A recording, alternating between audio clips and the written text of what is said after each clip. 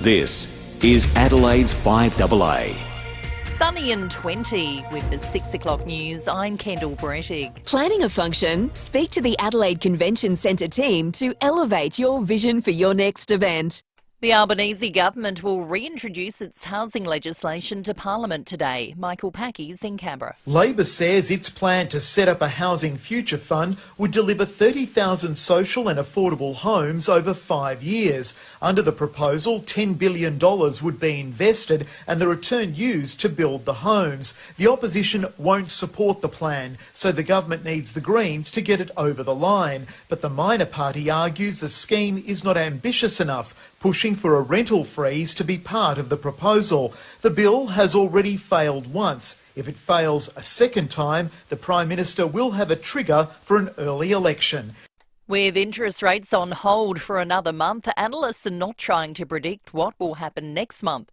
Chief economist at AMP, Shane Oliver, says keeping the official cash rate at 4.1% was the smart thing to do. I think it makes sense to exercise a bit of patience, sit on your hands for a while, wait for the lagged impact of these rate hikes to show up, and then I think we're going to find that they've done enough. They may do one more, but I think we're going to find that they've probably already done enough.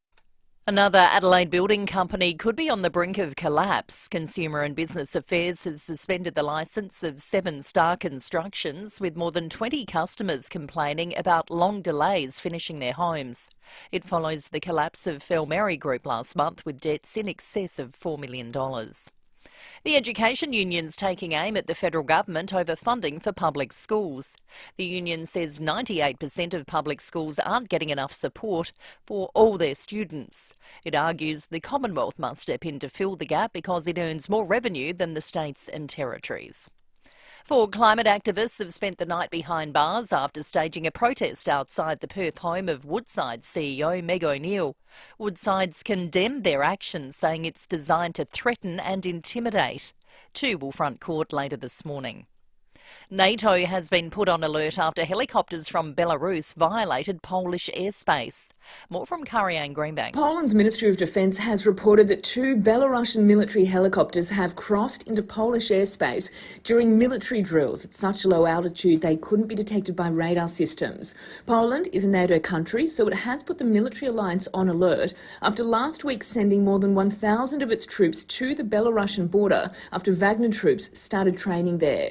Meanwhile, Ukraine has sent a warning to Russia that it intends to take the war to Russia. This warning was made after a drone attack on a high-rise building in Moscow, which Ukraine hasn't claimed responsibility for, but it is the second time in 2 days that building has been attacked by a drone.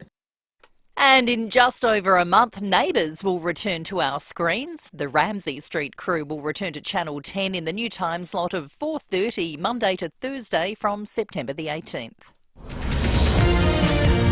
Now turning to FIVEAA Sport. Ken Hall Plumbers, your local plumber for block drains. Trusted since 1983. Give Ken a call. Good morning, Tom Wren. And a very good morning to you as well, Kendall. Let's start with football. Alistair Clarkson has written an open letter to Kangaroos members talking about his decision to take time away from the club. He says stepping aside to deal with his own mental well-being was challenging, isolating, confronting and even a little embarrassing, but with the help of health experts, he's using various strategies that have been pivotal to his progress. Meantime, West Coast veteran Shannon Hearn has announced he will retire from AFL football at season's end. Probably about halfway through the year, for myself, I thought that was it. Just because it takes so long for the body to recover. Still want to be able to try to play at a high level, but the body just takes too long to recover these days, and the game needs you to be fully invested, and I just don't think I'd be able to do that next year. Let's go to soccer. The Matildas are locked in to play Denmark on Monday night in a round of 16 clash at the World Cup. The Danes finishing second in Group D after defeating Haiti 2-0. It's still unclear what role Sam Kerr will play for Australia as the medical staff continue to monitor her calf injury. Former Manchester United goalkeeper Mark Bosnich has told Wide World of Sports they can't afford to get it wrong. You just got to be careful that when you come back, that if you really try to take off, that it doesn't go completely. So, but the fact that she announced that she is fit and she's ready and she's here, I thought that was a massive psychological boost.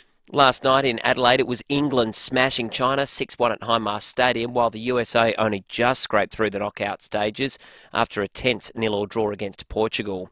And the Aussie Diamonds have defeated Malawi 70-46 at the Netball World Cup. And that's the 5AA sport. Now the 5AA forecast. Pack away the bikinis and boardies, pull out the woolies, and get your brakes checked at Automasters.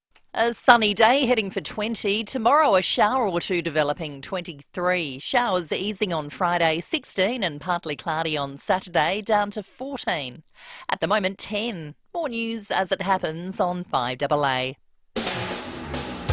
Thanks to Duncan Bashir Hannon, providing legal services for all South Australians. They're with you, for you. dbh.com.au. Breakfast on 5AA. David Penberthy and Will Goodings. 6 after 6, good morning to you. Welcome to Wednesday on 5AA Breakfast, the 2nd of August. This morning, for the first hour of the Undy Drive, we have a Smeg kettle to give away. Now, to be part of the action, you just need to donate $20 or more to 5AAundydrive.com.au, and at the end of the hour, one of the people who've donated will be drawn out of a probably copper COVID-proof bowl, and someone will walk away with a kettle be worth nearly 10 times that. Oh, easy.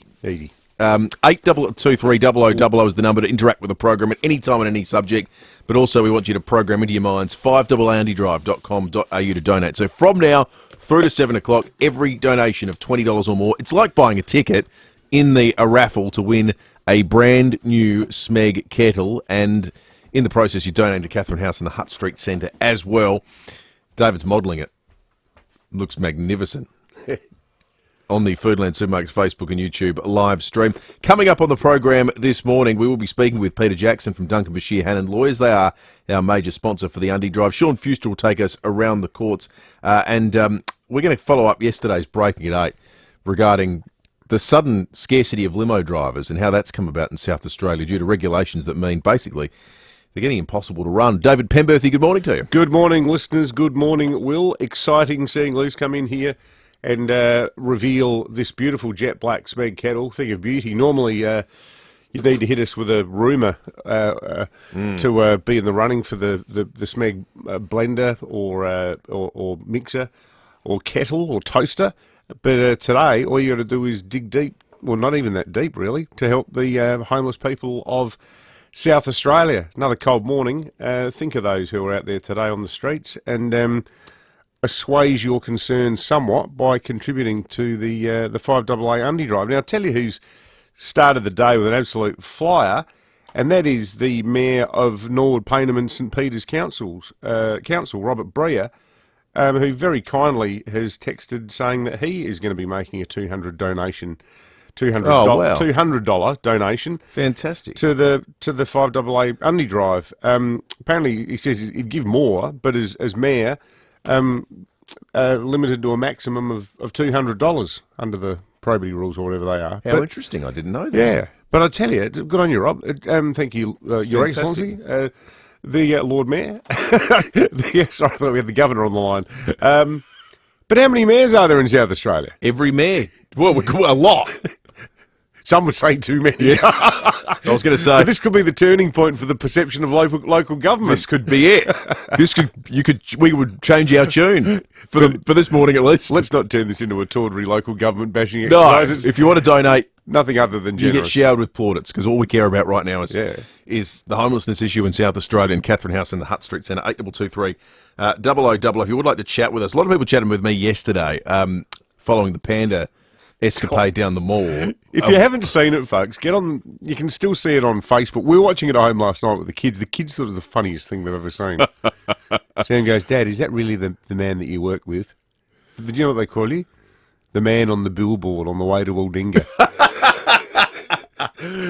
So I've billboard guy. I pulled up in the mall, and this was a little child in a pram that started waving to me, thinking I was, some sort of showground animal that was there to entertain the children. So I waved back, and his dad leans over to the kid and says, I think that man lost a bet, which was Excellent. good. Which was good. The thing people all notice watching the video that we've put up on our social media, though, on Instagram and Facebook and the other places you put these things these days. Everyone said, "Where was everyone?" Yeah. A lot of people don't go into the city every day, and a lot of people don't go into Run and Wall at 9 a.m. every day. It's shocking for way more people than I think we acknowledge. That's what 9 a.m. in the city of Adelaide looks like these days on a weekday. I thought the same thing the other week. Last Thursday or Friday, I bought a watch duty free in Singapore on the way home, and just needed a sort of cheap waterproof one, and I just had to get the wristband adjusted because I bought it in a hurry and didn't get the wristband done properly. So I wanted to go to a shop that sells the same watches. So I walked down the mall straight after the show, so 9:05, and I thought the exact same thing. I thought, I've got this place to myself. That's what it's It's like. crazy. And so much of it's working from home. It's hugely. It wasn't ever like that. 9 a.m. in the mall's never been like midday in the mall when things are going berserk.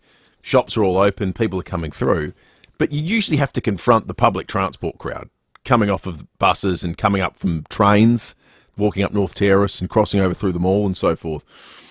It doesn't exist. There's just a trickle of people. It's weird. It is weird. And I think this is where the, and I mean, if we ever do an interview with her, I suppose we could ask her about it, but one thing I did note the other day, almost fell off my chair, was a great idea from the Adelaide City Council about looking at how it can do more to convert empty city buildings into residential. Because there's a real risk, like in all seriousness, and it's not just Adelaide that's going through this, but while half the population's decided that they like a slower start to the day and a lingering sort of 20 minutes with the bodum as they mull over the news of the day and then sort of, pull the put the work top on, leaving the tracksuit bottoms on for the first Zoom meeting. Might go from 9 to 9:40 and then a bit more, scratching of the backside before something work-related might happen again at 10 o'clock. Like, I know that the adherents of work from home, passionate as they are about it, I think it's too much lifestyle, not enough application, and it's going to kill cities. Oh, it's going to kill cities, but I think it's not all about blaming workers. I think if it didn't work for employers, they'd be saying to people, you've got to come back into your workplace. But is it? I don't think they care. Whatever you lose in productivity, they gain in not having to pay for office space. Well, this is it.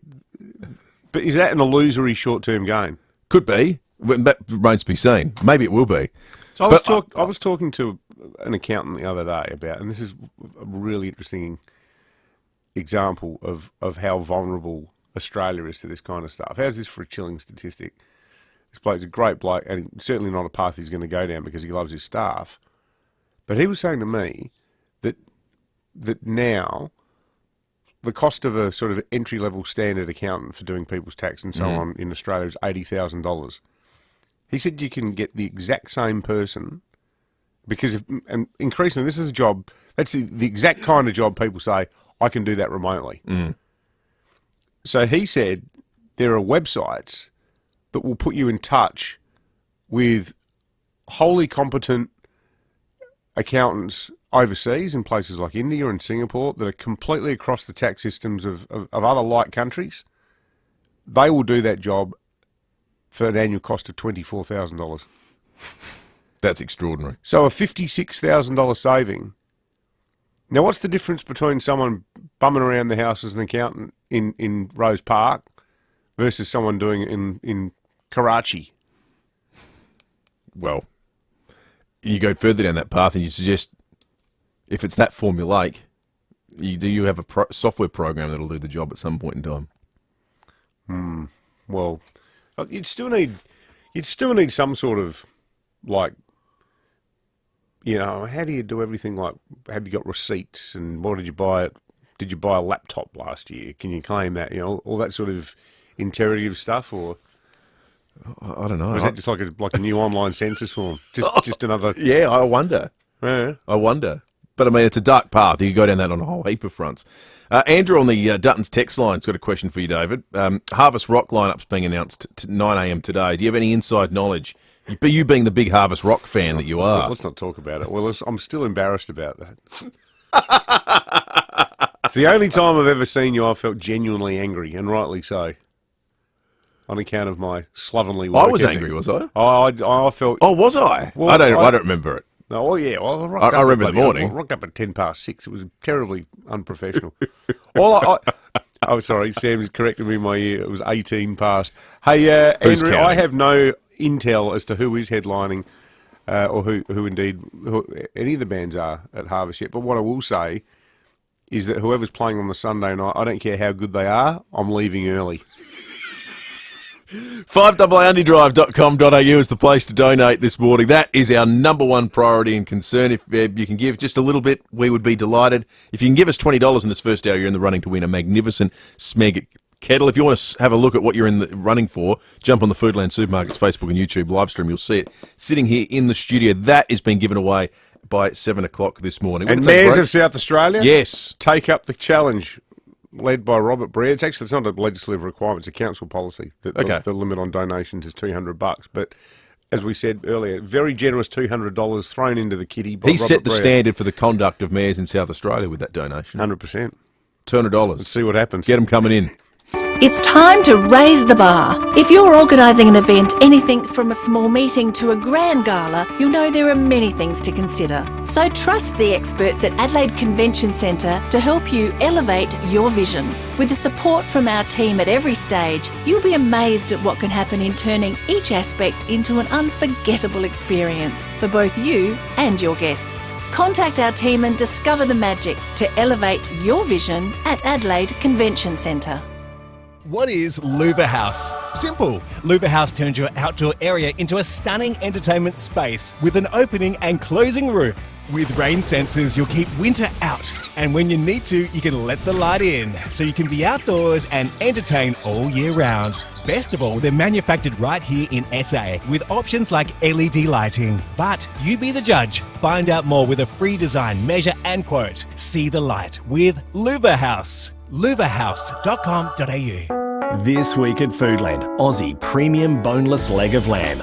Roasting value, just $15.90 a kilo. Till August 8th while stocks last. Foodland, the mighty South Aussies, yeah.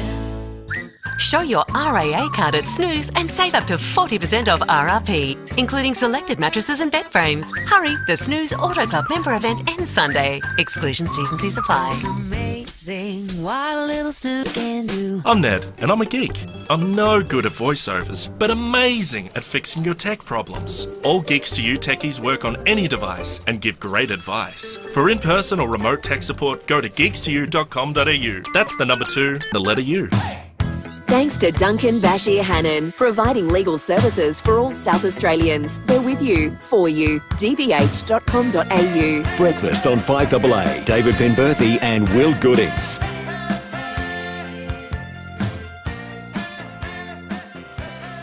18 minutes after 6, let's get into the news headlines on this Wednesday, the 2nd of August. Labor's $10 billion housing fund will be reintroduced into Parliament today. The federal government failed to get the policy over the line in June.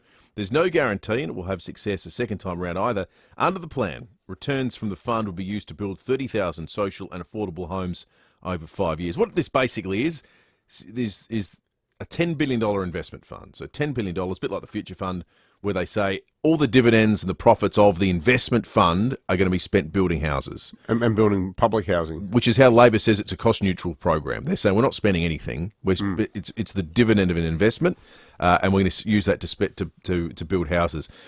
Interesting, our man Phil Curry yesterday reporting in the Fin Review that this will be a double dissolution trigger, but not in the way that we necessarily think of it. It won't mean an early election, but at some point in time, late in the required period to call an election, the Prime Minister will probably see fit to do a double dissolution. That's the thinking of Labor strategists at the moment.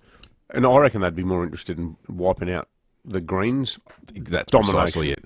of the Senate than anything else. That's precisely it. Who were fueled by the collapse of the Liberal vote. Because I reckon there'd be heaps of Conservative voters, traditional Conservative voters, who, for whatever reason, were mainly the longevity of the Morrison government off the back of the Abbott government, who fell out of love with them, but probably still didn't vote Green in the lower house, but might have voted Green in the Senate.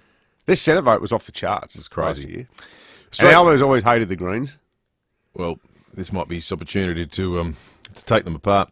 Australian scientists are expressing alarm at the dramatic reduction in Antarctic sea ice. While there is annual variation in sea ice, this year's records are the lowest in 40 years. As of mid-July, it was 2.6 million square kilometres below average, an area roughly the size of Argentina. It's pretty crazy, huge mass of ice and land there, isn't it? Yeah, I copped a lot of flack for a column I wrote about this on Sunday, about the doomsday, the concept of the doomsday clock. But there's too much evidence from smart people like that who study science for all of this to be some sort of hoax. And I think there's a very good chance that Andrew Bolt's writing one of his many columns about how the whole thing's an overblown conspiracy. He'll be up to his neck in water. I think the reality on this is the reality that it's too hard for anyone who cares a lot about either side of the argument to grasp. And there has been, I'm sure, incidences where people have inflated how soon the end of the world is coming to sell a product or to try to instigate political change and so forth. And there's people that say it's all a hoax, and the reality is it's probably somewhere in the middle. Yeah, for sure. Yeah, exactly. But the loudest voices are the ones on the polls, and so that sort of, we don't hear that measured view. No. Which leads to another weather story. Australia will face a harsh weather situation in the coming months, despite the Bureau holding off on declaring an El Nino event. Hot and dry conditions are on the way, following the world's hottest July on record. That was the sort of basis for your column, with the heat predicted to worsen over the course of the next year. It will soon be easier for international medical graduates to practice in Australia, which is hoped to address labour shortages in the bush. The Royal Australian College of GPs is committed to simplifying its assessment and accreditation procedures for applicants. President Dr. Nicole Higgins says the body will employ a range of strategies to get more workers into the communities that need them. Having a single portal where all the information can come into and reducing the cost that's applied to this. We're also reducing the things that we do at the college to make it easier for these doctors to come and work and train in Australia. We're very much in the city, not exactly in the regions, but trying to get a GP on the day these days is an impossible task. We rang 6 doctors on Saturday morning. Rosie needed to go see a doctor because she's not an existing patient anywhere. She's only been on the planet for 9 months. 6 different doctors all said, no, we can't take anyone. Yeah, well, I had a situation last year with one of our kids, and the same thing happened with our normal GP. It was like, no, sorry. And then there was all this malarkey about, do they have COVID-like symptoms? And I was like, well, I don't know, possibly. I mean, they're clearly sick. That's why I'm ringing you. Yeah. But I went to this sort of walk-in joint that the guy, I'm not even sure if he was a doctor. He was very helpful. Well, basically, all we needed was some antibiotics. I tell you what's a good... I think he just got off the plane from some other country. Yeah, okay. He could sign his name. He could literally speak no English. No one could read their writing anyway. It could be in any language. Yeah, that's what I was thinking. I think he was in either Sanskrit or Mandarin, but it got the job done. As a thing we learnt over the weekend, there's a great service that doesn't get publicised enough, the Women's and Children's Hospital, that you can ring and do a telehealth style consult. Yeah.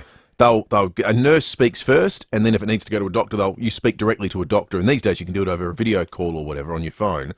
And that was a superb service. And it's set up so people don't clog emergency departments because they can't get into a GP, which is apparent as what you feel like doing, because you don't want to take any chances. It is a great service. Anyone who finds themselves at a loose end and is really worried about the child should give it a shot. Yeah. We thought it was terrific. Economists say the Reserve Bank's decision to keep interest rates on hold was the sensible thing to do. The Reserve Bank has decided to keep the cash rate at 4.1%. AMP Capital Chief Economist Shane Oliver says it was the right move. I think it makes sense to exercise a bit of patience, sit on your hands for a while, wait for the lagged impact of these rate hikes to show up, and then I think we're going to find that they've done enough. They may do one more, but I think we're going to find that they've probably already done enough. Well, I hope you're right, Shane. Absolutely. Shane, let's put Shane on the Reserve Bank board. He sounds like our kind of guy, I reckon. Magnificent day on the way today. Top of 20 and sunny. That's the entirety of the forecast. 20 and sunny today. Tomorrow's a bit more exciting. Gets up to 23 tomorrow. It's going to be a bit subtropical tomorrow. It really is. White linen suit weather. Well, Whatever floats your boat. Stars, 6 mils of rain potentially, then Friday up to 10 mils and 16, and a very cool weekend. Minimums was 7 and 6 overnight, maximums of just 14 both days, but no rain forecast. So from that perspective, fairly pleasant. Tom Wren's in the 5AA Breakfast Studio. Ken Plumbers, your local plumber for block drains, trusted since 1983. Give Ken a call. Rennie, good morning. Morning, Will. Morning, David. Matildas, they're locked in for Denmark on Monday night against in Sydney. Now, that's inspired me. We're going to make a very important phone call later today because we're uniquely placed here at the 5AA Breakfast Show. We have Australia's most peerless analyst of any sporting conflict between Australia and Denmark, Vice-Chancellor of the University of Adelaide, Professor Peter Hoy, who provided special comments the day before the 2022 men's clash. Yep. So the Danes might be up for revenge. Yeah, exactly. This is a grudge match. So this was after last night. So England smashed China. Denmark won 2-0 against Haiti. So they finished second. England finished on top of the group, so we avoid England. And the USA, just as we go through results as well, only just got through. I hope they struggle. I can't stand that. Well, it would have been great if they got knocked out. Draw, didn't they? Portugal. And Portugal hit the post. It was they were that far away from being knocked out. Hey, shout out to Haiti. You know, Haiti is so poor. The only country at this World Cup where you can't buy their kit is Haiti because is that right? They don't produce a kit. Oh, wow, how sad's that? Haiti probably produces at their factories all the kits for every other country because it's just they don't make their own. Yeah. Well, they don't make enough to sell commercially. And they don't have a commercial sponsor. So the name on the front of the Haiti kit is a fake company that was invented by the Haitian government, so it looks like a normal kit. Is that right? Yeah. Oh, that's sad. They did quite well, they Haiti. They did, well, hopefully they can pick up some sponsorship out of what they've achieved. The exposure's been unbelievable. The ratings figures for people watching the World Cup. It's been amazing. It was 3 times the number of people that watched the first session of the cricket on Monday night, and more than double the amount of people who watched Carlton Collingwood on Friday night footy. That's crazy. I think it was 4.7 it peaked at, wasn't it? 4.7, and I think in reach or whatever that. I don't understand how they get to that number, but the numbers on this have been for the Matildas games have been unbelievable. Yeah, I think we've got the anti-siphoning laws, so 7 have been able to show the Australian games, which is great. I think the other games have been on Optus, but I think hopefully the finals. I'm not sure how it all works. Hopefully, where they're being broadcast. Hopefully. But China and England looked pretty well attended last night. Yeah, I think the matches have been really well attended as well. Generally, hard to know who to barrack from. And on one end, you had sort of Tiananmen Square and all that sort of stuff, but equally then you had England. What they did to us at Lords the other day. Exactly.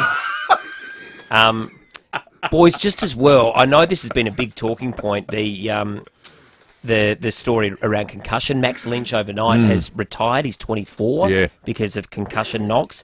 And Cassie Burton, who's the partner of Sam Mays, who used to play at Port Adelaide, she's written a tweet overnight saying, "The AFL concussion controversy doesn't surprise me. It makes me sick. Sam's played concussed after they strapped his head and sent him back on the field. He's also pulled himself out of an AFL side as he wasn't feeling right from a separate head knock. It's scary to witness." And she went into detail about how he couldn't remember parts of the game that he played in. So I don't know what the answer is, but it's a story that I think is going to be spoken about a lot more, and an issue that's going to be spoken about a lot more. Well, we've got Koshy on the show later. It's going to be interesting to hear what he says about it. Well, it's now materialised into the scenario the AFL didn't want, because you've got Peter Jess, the lawyer, representing all the concussion situation, coming out saying, well, is the AFL actually serious about this problem? But the quote in the paper today is boxing does a better job managing concussion than the AFL. Yeah. This is the AFL's absolute nightmare. It is. And look, I heard Josh Carr last night vehemently defending Mark Fisher, saying, look, he made a mistake, but he's a great man. But it's wider than that. It's the whole concussion issue, isn't it? For the AFL, the immediate short-term choice is simple. The cost of having an independent doctor at 9 games per weekend is vastly lower than one successful future case brought by someone like Aaliyah if he did indeed suffer any long-term damage from what happened on the weekend. Exactly right. Good on you, Rennie. Thanks, boys. Tom Wren, thanks to Ken Plumbers, your local plumber for block drains. Trusted since 1983. Give Ken a call. Are you ready for massive Mazda savings? Mawson Lakes Mazda is having a huge demo clearance across the entire Mazda range. We are overstocked on current model Mazda demos that need to go. So be quick to snap up a demo deal in your favourite model and colour. There is no better time to take advantage of these amazing deals. Be quick, stocks won't last at these prices. Mawson Lakes Mazda, just a short drive from the city, Salisbury Highway. Hello, Frank Walker from National Tiles. National Tiles checked and locked prices of more than 20% lower than the best market prices is taking the market by storm. Here's proof of another range. Magnificent Verona marble look floor tiles, best market price $42.50. National Tiles checked and locked price $24.95. That's way more than 20% saving every day of the year. Only at National Tiles. So rush into National Tiles now and save. This is Adelaide's FIVEAA. Sunny and 20 with the 6:30 news. I'm Kendall Brettig. Planning a function? Speak to the Adelaide Convention Centre team to elevate your vision for your next event. Labor's $10 billion housing fund will be reintroduced to Parliament today. The federal government failed to get the policy over the line back in June, and there's no guarantee it'll have success a second time round. Under the plan, returns from the fund would be used to build 30,000 social and affordable homes over 5 years. Teachers are ramping up pressure on the Albanese government to increase funding for public schools. More from Zach De Silva. The Australian Education Union is launching a nationwide campaign of ads and events pushing for more spending on public schools. It says 98% aren't getting enough funding to support all their students. Education spending is split between the states and the Commonwealth, but the union says the federal government must increase its outlay because it earns more in tax revenue. The AEU hopes to begin meeting with federal politicians about its plan from today. More trouble in the local building industry. 7 Star Construction has had its licence suspended. It has 27 homes in Adelaide without a completion date. That includes Zara Sanders' townhouse at Modbury. She's told 7 it's frustrating. A year and a half in, that's when the neighbours all collectively started to kind of communicate to each other, and we realised we've really got some problems here. He hasn't really been answering people's calls. There's not really much communication happening from his end. Last month, liquidators were appointed for the FIVEAA group. 2 climate change activists will face court today after protesting outside the home of Woodside boss Meg O'Neill. Jess Shackleton's in Perth. 4 people have been charged with 1 count of conspiracy to commit an indictable offence. Police were already waiting for the group at Ms O'Neill's City Beach home. It's the latest in a series of protest actions. Woodside's city offices were evacuated in June after a quantity of stench gas was released. An earlier bid by prosecutors to prevent campaigners from communicating was rejected in court. A lawyer for the Disrupt Borough pub says 2 people had their homes raided and devices seized following the incident. A 21-year-old man and a 19-year-old woman are expected to face court later this month. 2 men have been airlifted to hospital with serious injuries after being run over by their own boat off the New South Wales coast. Here's Chandra Llewellyn. The men in their 50s were thrown into the water when a rogue wave overturned their vessel at Point Plummer, north of Port Macquarie. The pair were then run over by their unmanned vessel and sustained injuries from the propeller. They managed to swim to shore and were treated by paramedics for serious leg and abdominal injuries. The men were stabilised and flown to the John Hunter Hospital in Newcastle. Canada will be the first nation to start printing health warnings directly onto individual cigarettes. University of Toronto Dr. Robert Schwartz says it's aimed at younger smokers. The Government of Canada has based its decisions on some preliminary research that suggests that having these warnings on each individual cigarette is going to make a difference. And tennis star Serena Williams has held an elaborate gender reveal to announce she's having another daughter. A drone writing out the word girl in the sky. Serena and her husband already have a 5-year-old daughter called Alexis. Now turning to FIVEAA Sport. Ken Hall Plumbers, your local plumber for block drains. Trusted since 1983. Give Ken a call. Here's Tom Wren. Thank you, Kendall. Port Adelaide assistant coach Josh Carr has launched a passionate defence of Dr. Mark Fisher following the weekend's events involving Aaliyah. Carr telling Rowie and Timmy G he's one of the most dedicated and trusted people he knows. Like he's been at my house at 1 a.m, looking after my family and players' families. I'm not sure how many doctors do that for their patients. So, he cares for his players, and, he admitted the other day that by not doing scratch test, he made a mistake. Meantime, St Kilda's Anthony Caminiti's one-match suspension has been overturned at the tribunal. With the Matildas' round of 16 opponent at the World Cup is locked in, Australia will face Denmark on Monday night at Stadium Australia after the Danes defeated Haiti 2-0. England topped the group, securing a 6-1 win over China. That was here in Adelaide. While tournament favourites the USA had progressed to the knockout rounds by the skin of their teeth following a 0-0 draw against Portugal. The Americans nearly eliminated when Portugal broke through on goal in injury time. Well, the flick on is dangerous, and they might be in. This is the chance. It's off the post. Anna Capetta hits the post. And if that had gone in, the United States were heading out of the World Cup. Extraordinary scenes, that call on Optus Sport. And football stars continue to flock to Saudi Arabia to take up the riches of the Pro League. Former Liverpool star Sadio Mane will join Ronaldo's Al Nassr after just one season at Bayern Munich. And that's the 5AA Sport. Now the 5AA forecast. Pack away the boardies and bikinis, pull out the Uggies and get your brakes checked at Automasters. Sunny and 20 today, a shower or two developing tomorrow, 23. Showers easing on Friday, 16, and partly cloudy Saturday, 14. At the moment, 11. More news as it happens on 5AA. Thanks to Duncan Bashir Hannon, providing legal services for all South Australians. They're with you, for you. dbh.com.au. Breakfast on 5AA. David Penberthy and Will Goodings. 24 minutes to 7. Anonymous on the 5AA Andy Drive donation page is now in the running to win the Smeg kettle. Building or renovating, your first choice will be visiting the Smeg showroom at Debley Distributors. Taste the difference with Smeg. Dropped in there. That's just magnificent. They do the range of small appliances and big appliances too at Smeg, so you can walk through and see an entire Smeg-styled kitchen, or you can pick up a great kettle like the one we've got to give away before 7 o'clock this day to someone who donates $20 or more to Catherine House and Hutt Street Centre by going to 5AAAndydrive.com.au and making a donation. $20 or more. It's like buying a ticket this morning. At 7 o'clock, one of those tickets will be drawn out of a hat or a copper bowl, as has become custom here as part of Andy Drive Week, and that person will get himself a kettle. Now, following yesterday's panda shenanigans, I was contacted on Instagram, on Twitter as well. We were contacted on Twitter. What, by another panda? No, by people who'd spotted. You weren't contacted on Tinder, were you? No, panda. No, there's no. As far as I know, think the panda dating app will be called Pinder. Yeah, yeah. It would have collapsed due to lack of demand. Matt, it's hard to swipe left or right with those big paws. Matt, I know. I struggled to panel yesterday. Matt on Twitter said there's a news article doing the rounds about bears at a zoo simply being humans in disguise.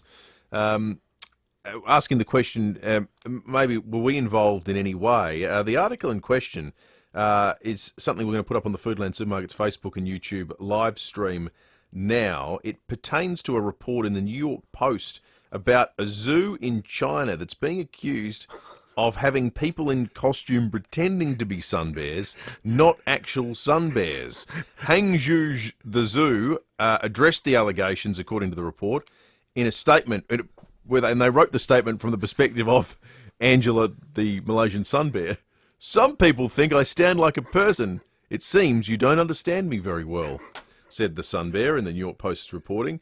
The local paper there initially reported on, a lot of people on social media were taking pictures of these bears. When they stand up, you see on the live stream at the moment, their legs are very skinny in proportion to the rest of their body. And when they look like men. The fur bunches up. It looks like they're just someone in a bear suit. Wearing a pair of pants. The Hangzhou Daily said because of the way they stand, some people online question whether they are humans in disguise.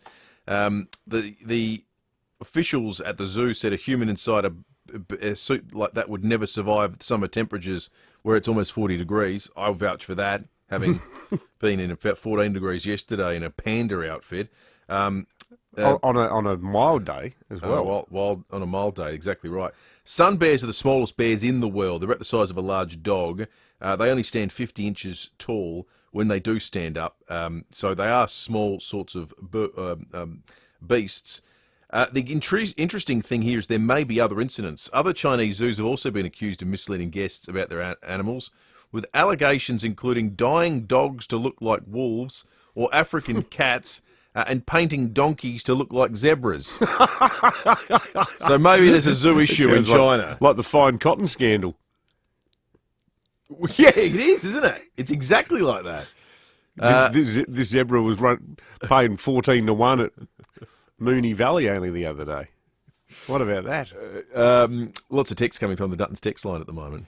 I think we've had quite a lot of feedback about the question of working from home. This is inspired by Will's panda walk through the mall yesterday. There is no one in the city. The bustling start of that. Someone wrote on Twitter too that you in a panda suit wasn't the strangest thing they saw in the mall. Oh, yeah.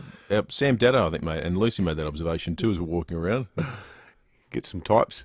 But yeah, on the Dutton's text line, some people defending working from home. One here saying Penberthy might be accurate for senior management regarding skiving off while working from home, but plenty of staff had their hours monitored on their devices, which measures their output, i.e. the Commonwealth Bank employees, with banking being one of the biggest sort of sticklers for keeping the work from home arrangements that were brought in through COVID. But talking about jobs that can be done offshore, Rob says, guys, my tax is simple, not much to claim these days. I do it myself through H&R Block, through their app. They check it prior to submitting it to the ATO. Where that person is, who knows, but it was far simpler. My refund was within 7 days in the bank. This is interesting. Sharon says, my adult son, as part of a study for primary teachers degree, needed to sit a mandatory Landtight, it says, which is an English and maths exam.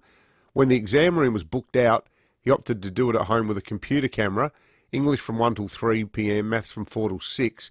The uni arranges for you to be watched during the exams. For the maths exam, he was watched by somebody offshore from a place called Guana Island in the Caribbean. What? Yeah. How bizarre. And on the concussion thing, Mick says, g'day lad, so you can't get a GP appointment for a crook kid, but we want the rich and powerful AFL to have an independent doctor at games. Just get the trainers to do their role properly and run the correct tests. Keep the doctor for the people. Well, I don't think, we're not saying, Mick, that, I mean, 8 p.m. on a Saturday night for the Gold Coast Brisbane Q clash, a doctor would not be there at the expense of a child.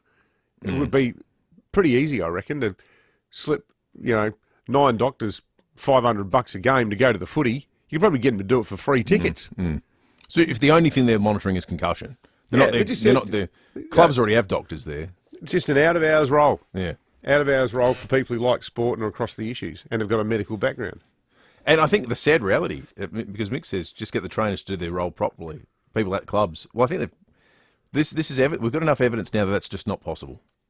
Other sports do it with an independent doctor because either there is actual bias or there is a perceived bias to the way these things are diagnosed, and both are fatal to the credibility of a concussion program.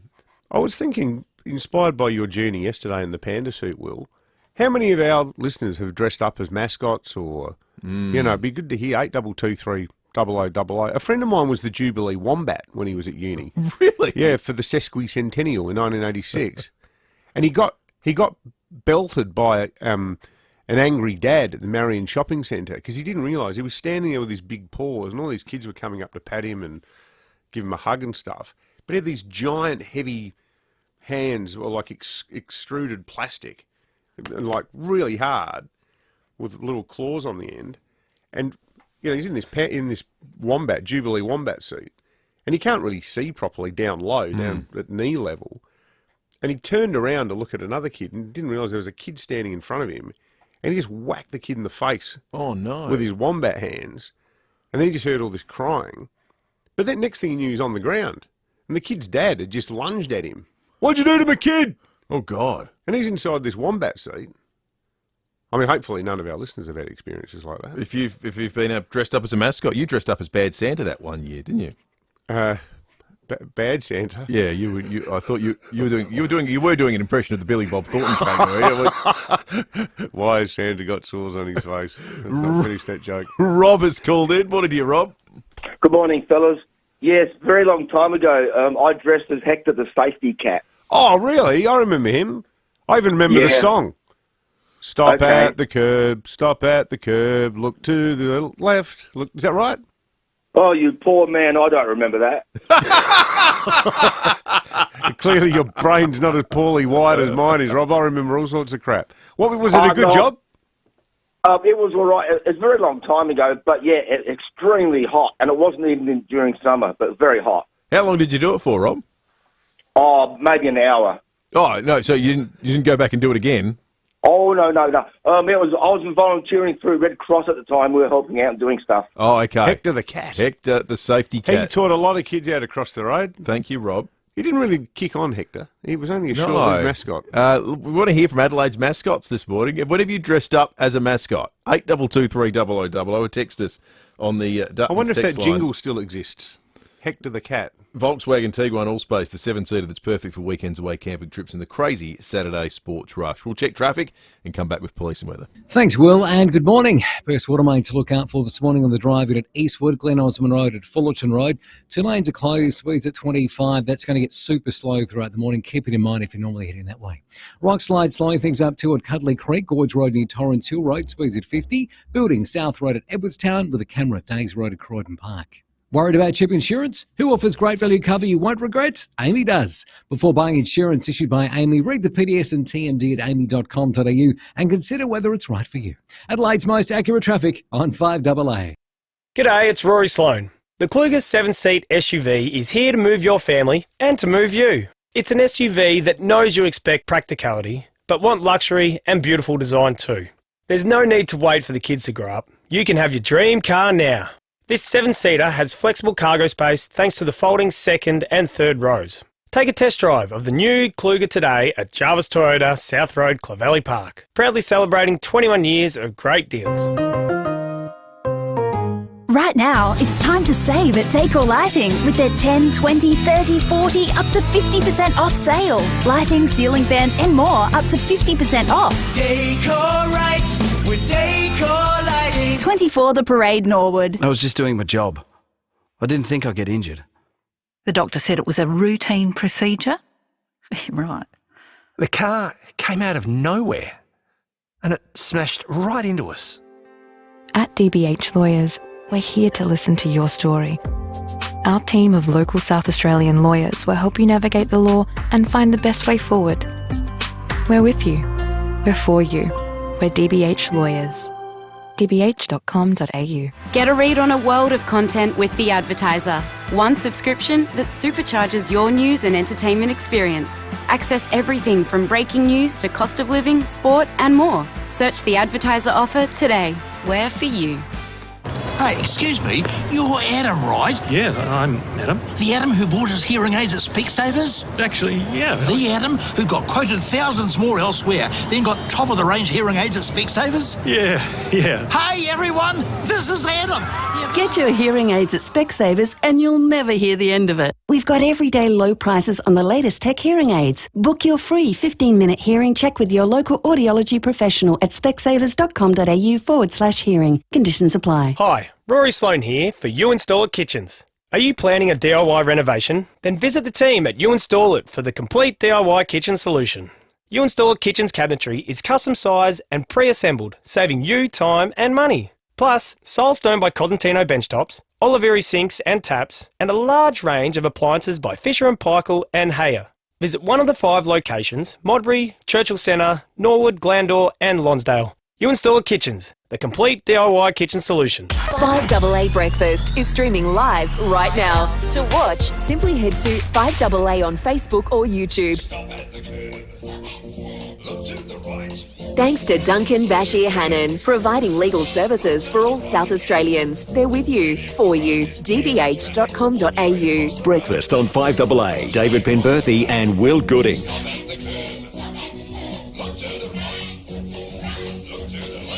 Not bad, Mr. Penberthy. Yeah, I looked to the right, then looked to the left. What a buzz this morning. We got to speak to Hector the safety cat. Well, at least... AKA Rob from Seaton. Good on you, Rob. A Hector the safety cat, who did it for 1 hour. But all the There's same... probably more than one. I suspect there it's may like have the been a Saddam team of Hussein them. body doubles. Well, you can't... Only less risky. You can't afford to have any one of the Hectors taken out of action, can right. you? Well, otherwise, everyone who's born in the late 60s wouldn't have ever learnt how to cross the road. 822. Well, they give him SAPOL are about to come on. They might say that I clearly wasn't paying attention given I got fined for jaywalking. There may be a case file in there somewhere. We'll talk to them in a moment. Let's head to the Weather Bureau first. Jenny Horvat is on the line. Jenny, looks like this is going to be an absolute perler of a day. Yeah, look, we're pretty clear at the moment. We are intending to stay pretty clear. So sunny conditions are coming up. We are aiming for a top temperature of 20 degrees for the city, Elizabeth, 19 for Glenelga, Mount Barker, 18 for Noarlunga. Currently 10.8 at our West Terrace Nidapura observation site, and that's after a minimum temperature of 8.1 degrees. That actually happened at about 9:45 last night. So we've got our high pressure system to the east. It's maintaining a northerly airstream, so keeping things dry and a little bit on the warm side. Warmth continuing as we head into Thursday, potentially getting up to around 23 degrees. Those northerly winds starting to pick up a bit though ahead of the change coming through. It looks like that change is slowing up just that little bit more, so feeling like we are going to have that dry day on Thursday, and those showers coming either through very late Thursday night or early Friday morning. So it looks like a wet start for Friday, but those showers easing back as we head into the later part of the day. So temperature's going to be a little bit tricky on Friday, just depends on how quickly those showers clear out. We've penciled in about 16 degrees, but if they clear out pretty quick in the afternoon, could be a little bit warmer, but we would have settled into a bit of a west-south-westerly by then. Cooler weekend coming up, temperatures of around 14 degrees for both Saturday and Sunday. Only the slight chance of a little bit of light shower activity around on Saturday. I think by Sunday it should be relatively dry. With a dry start to next week, temperatures of around 16, 17 degrees for Monday and Tuesday. Great stuff, Jenny. Thank you so much. All right, let's head to SAPOL. Senior Constable Rebecca Stokes joins us. Rebecca, a woman's been arrested in a stolen car early this morning.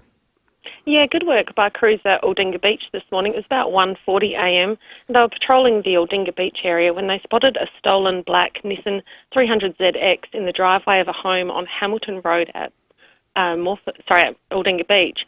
That Nissan had been stolen from a Morfettvale home the night before.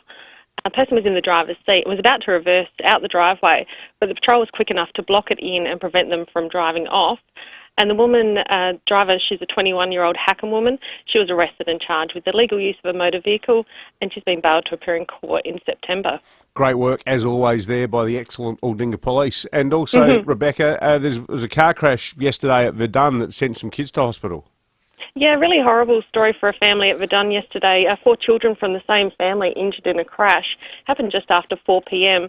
Their Honda sedan was travelling along Onkaparinga Valley Road at Verdun when it took a corner too wide and collided with a tree.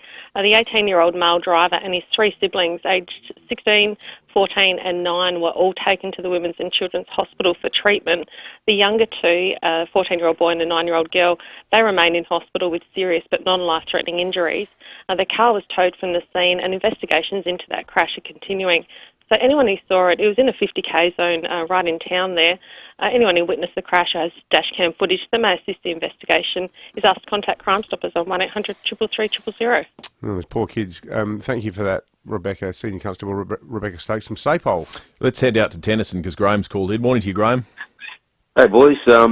Just getting away from perhaps some of the subjects you're talking about today, but talk about unusual animals invading sports fields. I was just picked up on the news, vision of a Sri Lankan cricket game being delayed when a snake invaded the field. I saw that. I think I'd be off the field if a snake invaded the field. Well, usually you're fielding at fine leg when they want to get you out of trouble, not into trouble. That's right. And it looked like a pretty big snake. It wasn't like some tiny little thing. Yeah, it didn't look like a friendly one either. No. Well, I'm not don't know much about snakes in Sri Lanka, but I imagine not far from India. They're probably like cobras or something, aren't they? Oh, I think they've got a fair few snakes over there. Somehow. Yeah. Anyway, boys, thanks. Good on you, Graham. Thank you for that. Graham's just come up with a little talker for us of weird animals and sporting fields. Sri Lanka is a bit like Africa in terms of the animals that are there. It's this incredible variety of wildlife and animals, but it's condensed in this really tight place because it's a small island. I don't think it's much bigger than Tasmania. But you've got elephants there, and you've got snakes like the one you saw, and these areas that look like the Serengeti. Basically, it's a spectacular place for wildlife. Yeah, they say it's outside of going to Africa to do a safari, it's the best place you can go to see that sort of wildlife out in the wild. And they're all sort of contained, I guess, because of the island. Because they're on the island. Galapagos. Yeah, exactly. Yeah. There's a town you can go to where the elephants go. They march through the town at a certain time of day to go down to the water. So you sit there and people are eating their breakfast or walking around town, and then all the shopkeepers grab their stalls and they pull them inside the buildings either side of the road, and then 70 elephants come trotting down and they walk through. They take a right turn and then go down into the water. Hey, we're getting a lot of great texts here from people with stories about their time as mascots. Troy says, I've done Jeffrey the Giraffe from Toys R Us twice for the juniors cricket presentation at Brahma Lodge Cricket Club. Superb. Mike says, good morning, guys. I was the Variety SA Heart mascot at their Christmas party a few years ago. Funny how I still smiled for photos even though my face was totally hidden. Hiding inside the heart. I reckon being a mascot at a Christmas party be fraught with danger. Oh, that's you're sort of asking for trouble. Yeah. And one here, I did work experience when I was at Manham High on the Murray River Queen. I had to get dressed up in the Murray River bunyip suit. Wow. Jumped out from behind a tree when everyone was around the campfire, frightened a whole lot of people, and reduced some children to tears. I felt really bad. That would be terrifying. Well, I think on some level, if you, as a mascot, haven't scared a child, you haven't really had the full lived experience of being a mascot. Years ago, a mate of mine paid someone who was dressed as Wags the dog to come to his kid's 4th birthday. And then they had this tape recorder, or whatever it was, and the song, he likes to run, he likes to play, hey everybody, what I'm trying to say is, hey everybody, look at Wags. And it's beaming out. And Wags came running like he does into the house, and all the kids just started going, ah, ah, ah, ah. And they had this, it was like some sort of mob reaction where all the kids became so hysterical that Wags had to leave. Oh, they got panicked. Wags was at the party for like 90 seconds. And my mate's going, that cost me $300.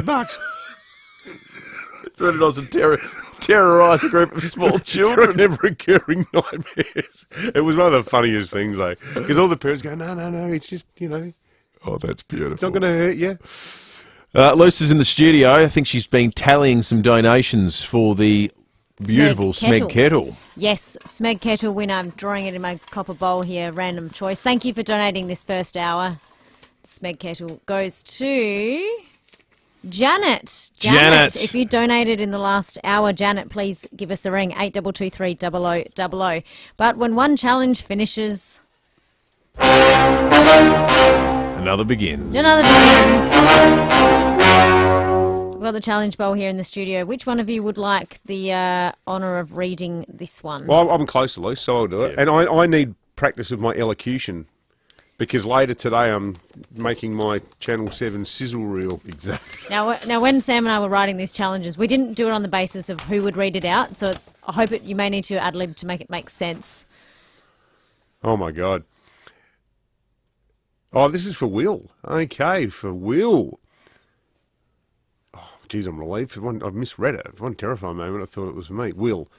Now, you call yourself a newsreader. Right. Yet you've never read a news bulletin from FIVEAA. If we raise $1,000 in the next hour, you will read the 8 a.m. news. Oh, okay. I've never done it here. I don't know how it works. I've heard it occasionally. Should ring your old man. Yeah, he's done it. Hopefully it's genetic. Hopefully, $1,000. I'm a bit nervous by about 7:58. 588 Big shoes to fill, mate. I'm nervous. Kendall's one of the absolute best in the business. Yeah. So I'd sneak in there before 8 and get some tips from her. I absolutely will need that. The really bad thing is you'll have Tom Wren sitting in there teasing you during. He gets very touchy in that news booth, I've seen. Oh yeah, he's very There's arms around, slap on the leg. Apparently you're doing sport too. You're doing. I'm doing sport too. The whole shebang.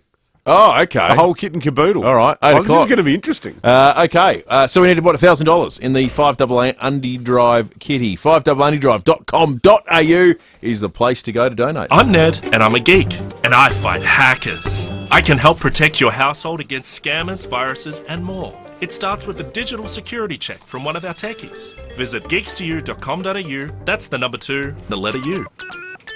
CMAX is proudly South Australian, leading advancements in global healthcare for 30 years with the help of thousands of individuals just like you. If you're aged 18 or older, you may be eligible to participate in CMAX trials, which investigate potential treatments for a range of conditions, such as lung or kidney diseases. You'll be paid for your time upon your successful participation. Check your eligibility for CMAX trials today at cmax.com.au. Hello, I'm Tex Perkins. Tex Perkins, the man in black, is back, performing the legendary songs of Johnny Cash in a brand new show. Tex brings the hard-living country legend to life, performing the songs and stories of Johnny Cash as only Tex can. I'm stuck in Folsom Prison. Tex Perkins, the man in black. Friday, November 3 at Her Majesty's Theatre. Tickets at texperkins.com. Thank God You're Here is back. Awesome. With a new host, Celia Paccola. Actually, Paquola, not a big deal, but it kind of is. Find out who's going through the blue door, 7:30 tonight on 10 and 10 Play. Online, on DAB Digital Radio and on 1395 AM. Talking Adelaide. This is Adelaide's 5AA. Sunny and 20 with the 7 o'clock news. I'm Kendall Brettig. Planning a function? Speak to the Adelaide Convention Centre team to elevate your vision for your next event. The federal government will reintroduce its housing policy to Parliament today. The $10 billion Housing Future Fund is designed to build around 30,000 social affordable homes. It failed to pass in June, and the same thing could happen again unless Labor can convince the Coalition or Greens to support it. Economists say the Reserve Bank's decision to keep interest rates on hold yesterday was the sensible thing to do. The Reserve Bank Board decided to keep the official cash rate steady at 4.1%. AMP Chief Economist Shane Oliver says it was the right move. I think it makes sense to exercise a bit of patience, sit on your hands for a while, wait for the lagged impact of these rate hikes to show up, and then I think we're going to find that they've done enough. They may do one more, but I think we're going to find that they've probably already done enough. There's concerns over another Adelaide building company. Seven Star Constructions had its licence suspended by Consumer and Business Affairs due to complaints. There have been lengthy delays on 27 homes, leaving owners in the lurch. It comes after the Felmeri Group collapse last month. There are calls for child protection rules to be tightened in the wake of allegations against a former childcare worker. Here's Chandra Llewellyn. Child welfare advocates want a national approach for working with children checks to ensure people's credentials are thoroughly checked and consistent across the country. Some suggestions include the faster sharing of information across jurisdictions. A Gold Coast man who worked in the sector is facing more than 1,600 children abuse offences. News Corp reports there were no concerns raised from any of his working with children checks completed in New South Wales. Current laws require a person to be checked every 5 years in the state and 3 years in Queensland. The federal government's under pressure from teachers to increase its spending on public schools. The Education Union's launching a campaign of ads and events. It says 98% of public schools aren't given enough funding to support all their students. A skyscraper in Russia's capital, Moscow, has been attacked by a drone for the second time in 2 days. Karianne Greenbank reports. Ukraine's President Zelensky has sent a warning to President Putin, saying Ukraine intends to take the war to Russia. This warning was made after a drone attack on a high-rise building in Moscow that Ukraine hasn't claimed responsibility for, but it is the second time in 2 days that building has been attacked by a drone. Questions now being raised about how Russia seemingly can't better protect its capital. Russia's military is claiming it has shot down a number of Ukrainian drones targeting Moscow, Crimea and ships in the Black Sea over the last few days. Former US President Donald Trump says he expects to be criminally charged with attempting to overturn the 2020 presidential election. In a post to his social media platform, he's told supporters he'll be indicted later today. And health warnings will soon be printed directly onto cigarettes in Canada. Dr. Robert Schwartz from the University of Toronto says vapes could be next. The challenge with vaping of e-cigarettes is that in many countries, including Canada, a lot of younger people who are not smokers and would not have become smokers have taken up vaping of e-cigarettes. Now turning to to 5AA Sport. Ken Hall Plumbers, your local plumber for block drains. Trusted since 1983. Give Ken a call. Here's Tom Wren. Thank you, Kendall. North Melbourne coach Alistair Clarkson has written an open letter to members talking about his decision to take time away from the club. Gail Watson has more. 10 weeks ago, Alistair Clarkson made the shock decision to step away from the senior coaching role at North Melbourne to focus on his well-being. The decision coming as the Hawks' racism investigation dragged on. Clarkson has this week returned to coaching full-time. He's written an open letter to North Melbourne members. He says stepping aside was challenging, isolating, confronting and even a little bit embarrassing. But he goes on to say he's now come to realise that nothing is embarrassing when it comes to addressing your physical and mental well-being. Clarkson says with the help of health experts, he's using various strategies that have been pivotal to his progress. He says returning to coaching was a very important part of that process. Meantime, Adelaide's players will train this morning as they prepare for Saturday's clash at home against Gold Coast. Let's go to soccer, and the Matildas will play against Denmark in their round of 16 knockout clash in Sydney on Monday night for the World Cup. That's after last night's results. Denmark finishing second in Group D following a 2-0 win against Haiti, while England finished on top of that group with a 6-1 thumping of China here in Adelaide. And the USA only just scraped through the group stages following a 0-0 draw against Portugal. And Tiger Woods has joined the PGA's Tour board, joining Rory McIlroy and 4 others as a player director. And that's the 5AA Sport. Now to the traffic. Louver House, the leaders in turning your outdoor space into a great entertainment area with an opening and closing roof.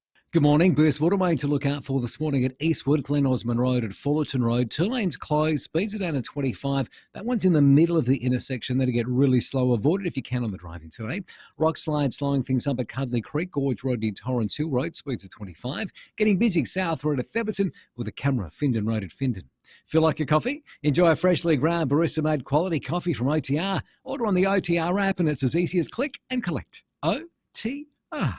Making life easy. Adelaide's most accurate traffic on 5AA. Pack away the bikinis and boardies, pull out the woolies and get your brakes checked at Automasters. A sunny day heading for 20, a shower or two developing tomorrow, 23. Showers easing on Friday, 16, and partly cloudy Saturday, 14. At the moment, 11. More news as it happens on 5AA.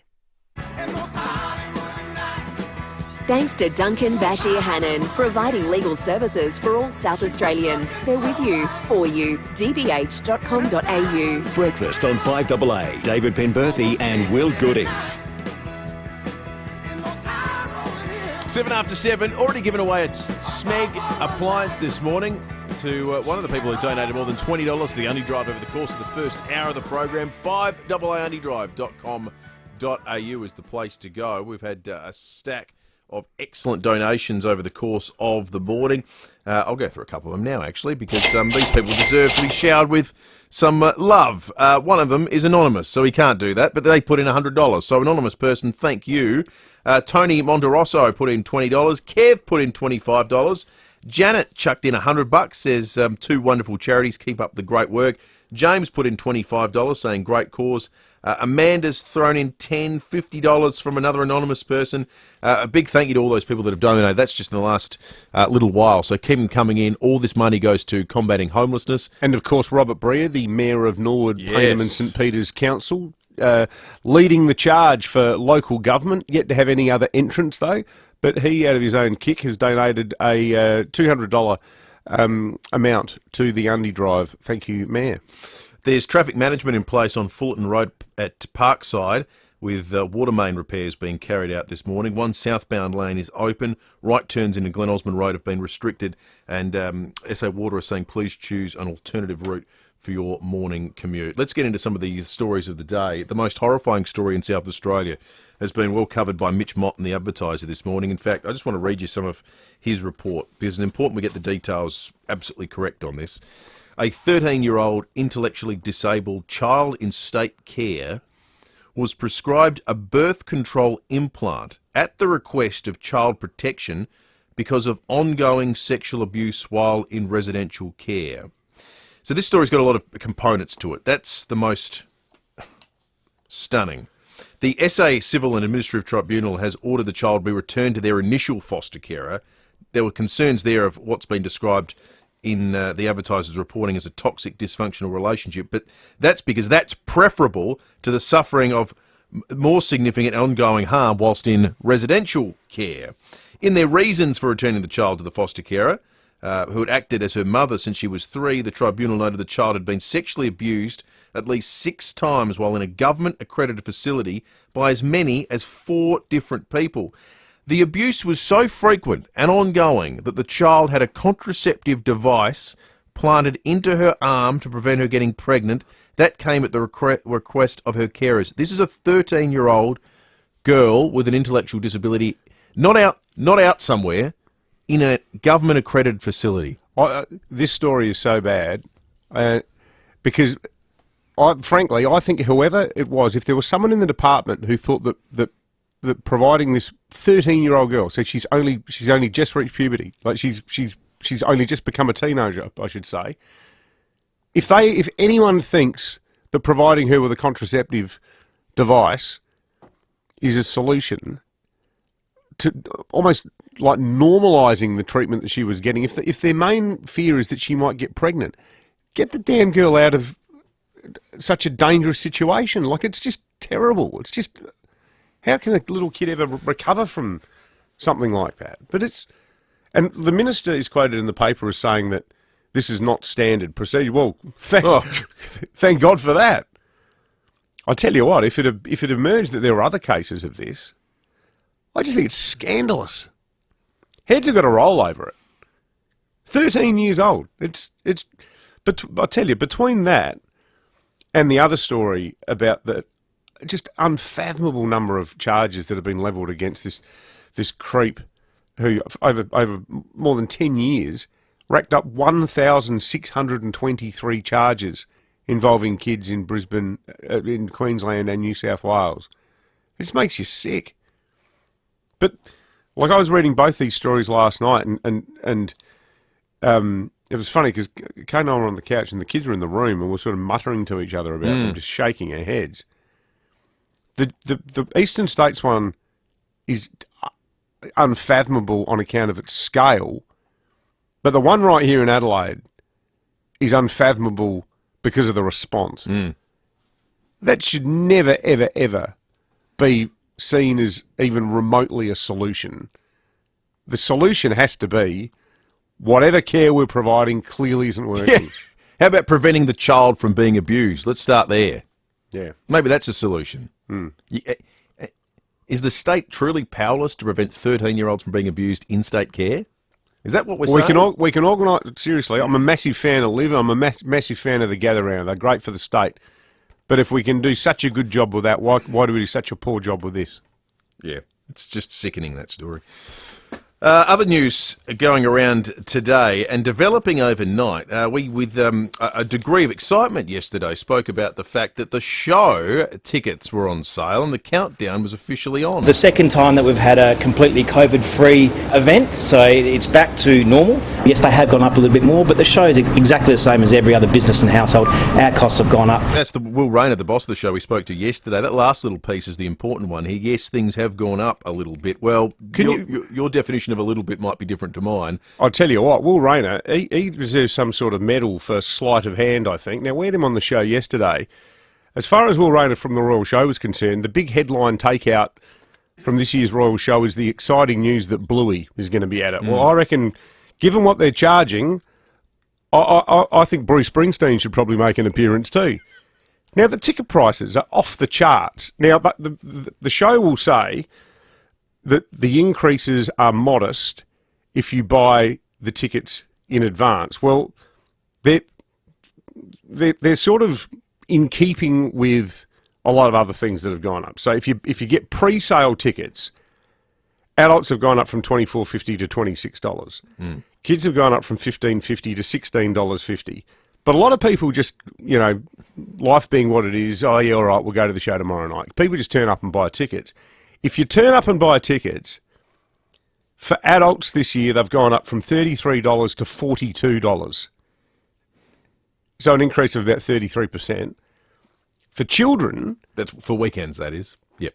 Yeah. But for kids, they've gone up from $20 to $30. Now, that's a 50% increase. 50% increase. Inflation's not at 50%. No. It's not even at 6% anymore. In Argentina, it's over 50%, but there's not too many other places in the world where it's over 50%. I reckon the show are having a lend of people here, and I think that they're doing it because they know that there's so much goodwill towards the show. And maybe we were guilty of that yesterday, where you get the show guy on, you're not treating it like some 7:30 report interview.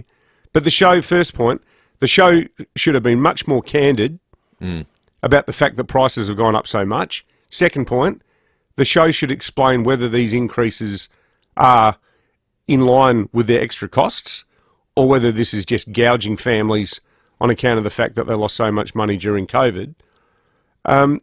They should have been much more upfront about it. But it begs the question, folks, 822 300 00. Has the show become simply too expensive? Because that's just to get in the door. So then you'll be buying $20 for a gag magic show bag and $10 to go on a ride, and Well, I'm guessing the price increases aren't isolated to the gate. Well, so if everything's gone up, inflation will have applied then too to the your show bags and your show rides and so forth. But that, I mean, almost breaks my heart doing this because I love the show, but they had just genuine weasel words from that bloke yesterday. Coming on here saying, we didn't say anything when we spoke to him about the prices. It was only later when the penny dropped when people went, hang on a minute, have you seen the prices this year? And then it was like, gone up a little bit. Mate, that is not a little bit. That is a whole stack of money for people in the middle of a cost of living crisis. Let us know whether the show is just out of your price range now, folks. 822 300 00. You can text us too on the Duttons text line. Those prices in full. So weekday gate prices, adults now $36, children $26.50. They're up $7 and $8 respectively from the 2022 prices. On the weekends, adults $42, children $30.50. Up $9 and $10 respectively on 2022 prices. You get $10 off if you pre-purchase tickets. That still represents an increase over the previous year, though. Does pre-purchase mean buying them at like your local IGA or Drake's, or does it only mean online? See, because again, none of this has been explained properly. Pre-purchasing tickets. I would have assumed buying them online, but that requires further clarification. Let's take some calls because people want to have their say on this. You'll only see Bluey when you get there. Darren in Gawler, good morning. Yeah, g'day, mate. I agree totally with what Dave said. It just, let's not forget that it's about the kids, remember? Like, you sort of take the kids there to build their memories of, the day we went to the show with mum and dad and shit like, and stuff like that. It's going to cost so much where so many families are just not even going to take their kids to the show. So how do they have those memories later on in life, It's crazy, mate. It is absolutely crazy. This is the cost of living and the cost of, let's say, like going to the show. That's an adult problem. The kids don't know about economics. They just are having fun, don't they? Yeah. And when it becomes unaffordable for a kid to have fun with the family, then there's a problem, isn't there? Thanks very much for good on you, Darren. Thank you, Darren.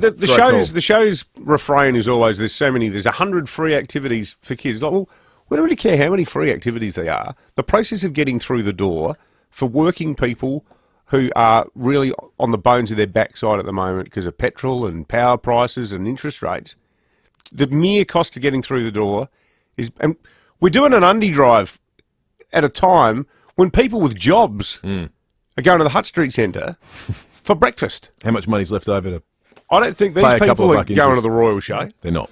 Diane, good morning. Good morning. How are you? Yes, well, Good, Diane. thanks, what do you Dan. think about this?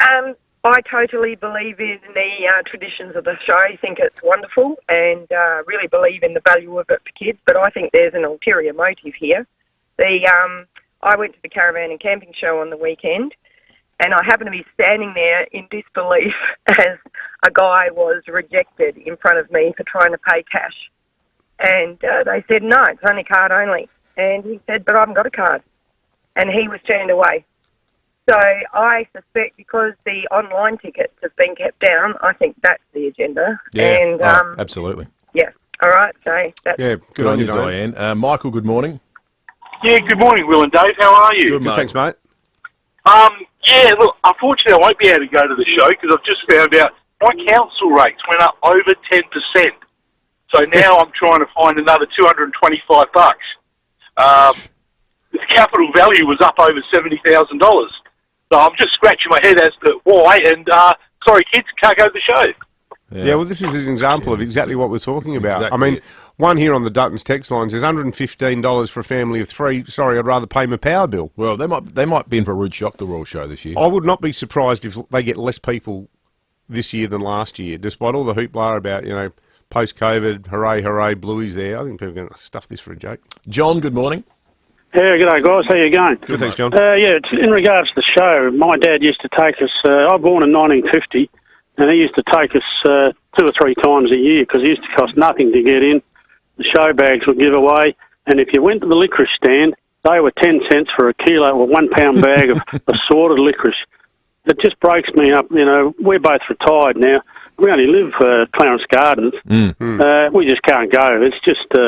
it's way out of hand, mate, way out of hand, like everything else. Someone that buys a house today, that's a killer. Fair dinkum. Well, that's it. You're choosing between a roof over your head or basically I reckon there's a broader else. issue here. Like, in post-COVID, how often do you hear, it's supply chain, it's the war in Ukraine, it's the backdraft of the costs that we suffered during COVID. How many things just cost more because businesses and organisations know that in the current climate you can get away with any old line of nonsense to justify jacking up prices? Oh, gouging's a reality. Because no one blinks an eyelid at costs Heaven going forbid if one of the most beloved institutions in South Australia is party to that. Because frankly, I don't think they've done anywhere near a good enough job to keep prices down as much as they could have. Rose, good morning. Good morning, boys. No, it's all about revenue. And that's really, really sad. Yeah. Good call, Rose. Thank you. The point about sample bags, I mean, my mum always says, I was great as a kid. You just, try this. People wanted to promote their products. Now it's like, how much money can we make? 8223 Keep your thoughts coming through. You can text us too on the Dutton's text line or jump on the Foodland Supermarkets Facebook and YouTube live stream and leave us a comment there. We will be revisiting this issue over the course of the morning because there's a lot of feeling about the cost of show tickets. So if you've got something to say, don't worry, we'll come back to it and get to it very, very shortly. Time to check traffic. Thanks, Will. Burst water main to look out for this morning at Eastwood, Glen Osmond Road at Fullerton Road. 2 lanes closed, speeds at 25. Really heavy delays already Fullerton Road. If you normally go in that way, try and find another way this morning. Rockslide slowing things up at Cuddly Creek, Gorge Road near Torrens Hill Road. Busy South Road at Theberton with cameras this morning. Hart Street Semaphore and Jetty Road at Larks Bay. The Skoda demo clearance. It's the same high-end style, just with more experience and some money off. Visit your local Skoda dealer today. T's and C's apply. Adelaide's most accurate traffic on 5AA. 5AA Mornings with Matthew Pantelis. The council sent in a statement saying we're aware of the signage on electrical poles. In Devon Park, as per our bylaws, signage is not permitted on council land without prior permission and have contacted Mr Malinowskis' office and requested removal of the unauthorised signs. Well, the Premier is on the line. Weekday mornings from 9. We are now in the process of taking those signs down and we'll have that done by the end of the day tomorrow. On 1395, Adelaide's 5AA. My new guy just gets why listening's important. Hi, Anita. Morning. Ready for your hearing check? Because our stores are run by local audiology professionals, they put your care first, which can make them rather popular. Specsavers, your care is our business. With IGA's Community Give Back sale, you can make big savings. And help support local causes. Just look for tickets on specials, like Tresemme shampoo or conditioner, 940ml selected variety, $7 each. Half price at your local IGA. Offer ends August 8 while stocks last. Excludes IGA local grocer and Foodland. Disney and Cameron McIntosh's Mary Poppins is now playing at the Festival Theatre for a limited season. And audiences are absolutely raving. Spellbinding, unforgettable, jaw-dropping, and the Adelaide Advertiser hailed it a breathtaking super spectacle. Final tickets are selling fast. Book now at Ticketek. Rosanna Mangiarelli here from 7 News. Join me and Will Goodings for Adelaide's leading news hour, 7 News, tonight at 6 o'clock. Thanks to Duncan Bashir Hannon, providing legal services for all South Australians. They're with you, for you. dbh.com.au. Breakfast on 5AA. David Penberthy and Will Goodings. 25 after 7. Big donation in the Undy Drive Bowl that's come in over the course of the morning, and it's come from no less than the major sponsor of the Undy Drive for 2023. The great people at Duncan Bashir Hannon have put in $3,000 to the Undy Drive. That money going to Catherine House and the Hutt Street Centre to fight homelessness in South Australia. $3,000. Incredibly generous. Certainly in the context of what we're speaking about more broadly too, the economic situation of the time as well. Businesses are doing it tough. Peter Jackson is a partner at Duncan Bashir Hannon Lawyers and joins us on 5AA Breakfast. Peter, can I just say first, from all of us here at 5AA and all of us here working on the Undy Drive, thank you so much for your contribution, but also for supporting this event, because it is incredibly important, and it's incredibly important we find great local businesses to partner with, and you guys have provided that assistance for us, so thank you so much. Oh, look, thanks, David and Will, for having me. It's great to actually have a chat about it. From our point of view, it's one of those causes that's very close to our heart. We've been sponsoring Catherine House for a number of years now, and when we get afforded the opportunity to be involved in something like this, we could hardly turn it down, quite frankly. And it sort of fits, I guess, with the values of your firm, doesn't it, Peter? Because you are, very much sort of there for the people who are struggling, the little person, not some big rapacious sort of corporate law firm. We've always gone, I know you've got a diverse portfolio of work, but you do go into bat for people who've sort of fallen through the cracks a bit, don't you? We do. We sort of look after the mums and dads, if you like. We pride ourselves on those people that otherwise might not be able to afford to get lawyers involved. We're happy to try and give them a hand to try and get what they need to get, basically. So these sort of things, quite frankly, don't come up very often, but when they do, we really like to get involved. So I'd like to thank you guys for getting this happening, because from our point of view, when we heard about it, we wanted to jump on it, quite frankly. Is there an area, Peter, that people don't think about engaging a lawyer or speaking to experts like you guys that they possibly should, where you think, oh God, the average person just doesn't know the range of services we provide or the sort of help that we can provide them? I guess Duncan Bashir Hannon's always been known for its personal injury practice, so people will tend to come to us when they've had a car accident or they've been injured at work, etc. But a lot of the time people forget that there are other areas of your life that can be affected over the years. Things like when you get into trouble with your spouse and you need just a bit of advice at the start, not necessarily getting lawyers involved to get you through all the whole process, but just to try and get you through that starting point. We've got a team here that can help with that. It's just those little things in life that just pop up from time to time where you just, at the time you'd think, no, I'm just going to have to bash through myself. And sometimes it's just worth giving you a call and just getting some starting advice. And then sometimes obviously you need the lawyer to keep on going, but other times you can really push it through and do that yourself. So my advice is always, whether it's us or somebody else, is if you've got a problem, don't sit there quietly stewing on it. Just give a call to a lawyer, because at the end of the day, usually you'll find that bit of advice that you get at the start is worth its weight in gold, quite frankly. I was jokingly recollecting the other day, Peter, I've seen firsthand what a terrific job you can do in court as well, after I folded like an umbrella after 2 days in the box in the matter you were acting against me in. I don't know if you heard that, but you've certainly got the runs on the board, and I can say that from personal experience. I like to think that we occasionally can do the right thing. But, oh, yeah, absolutely. Good on you, Peter. Thank you, mate. Thank you so much. Have a great day, guys. Peter Jackson, partner at Duncan Bashir Hannon Lawyers, our Undy Drive major sponsor, who have just tipped in $3,000 to the kitty for Catherine House and Hutt Street Centre. Let's talk, speaking of tipping into the kitty, there was a bet that's played out in the 5AA sports show that deserves a bit of attention now.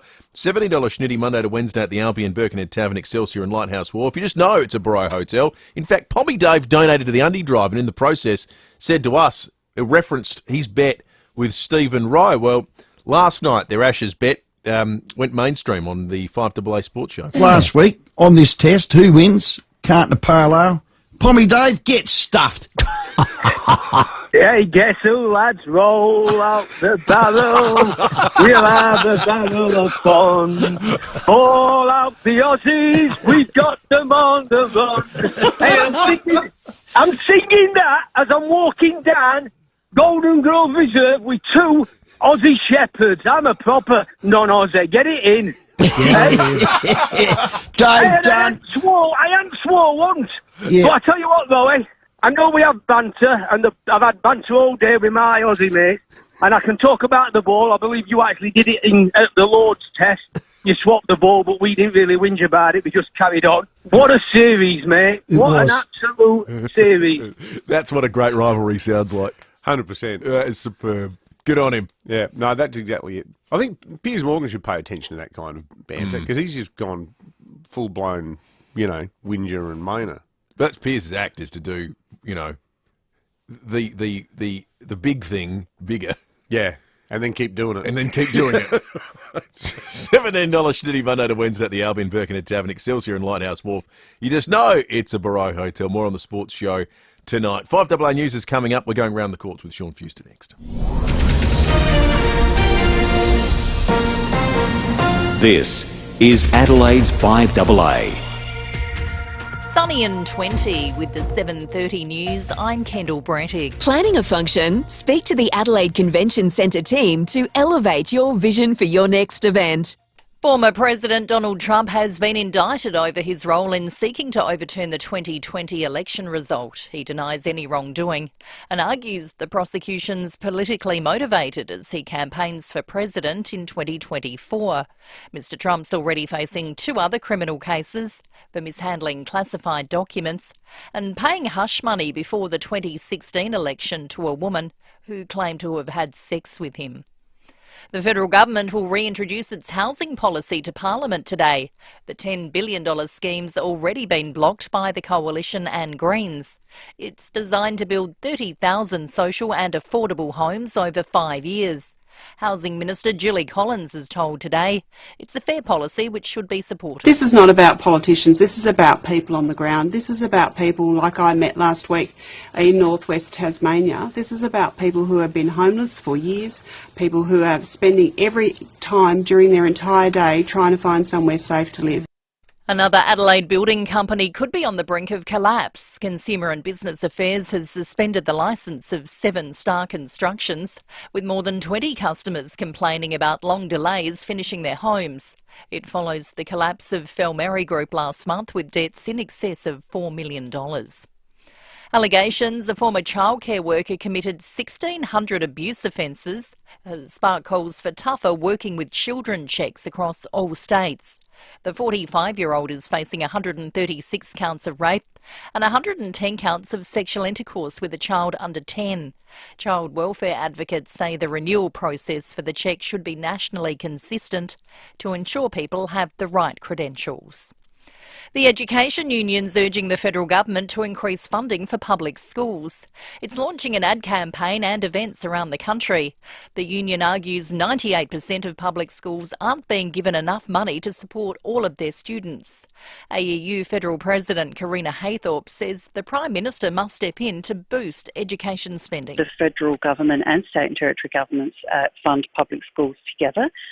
It's time for the Commonwealth to increase their share because they have the greatest capacity to raise revenue, but we also believe that state and territory governments need to increase their share of funding. 4 climate activists have spent the night behind bars after staging a protest outside the Perth home of Woodside CEO Meg O'Neill. Woodside's condemned their actions, saying it's designed to threaten and intimidate. 2 will front court this morning. NASA has spent close to 2 weeks searching, and today they've found a fresh signal from the lost Voyager 2 spacecraft. Lauren Tomasi has details. NASA has picked up what it's calling a heartbeat signal, indicating that the Voyager 2 probe is still intact in interstellar space billions of kilometres away. The space agency has been searching for the Voyager 2 for close to 2 weeks now after flight controllers accidentally sent a wrong command, which shifted the spacecraft's antenna away from Earth. Australia has played a key role in the hunt, with Canberra's giant dish antenna leading the search for signals.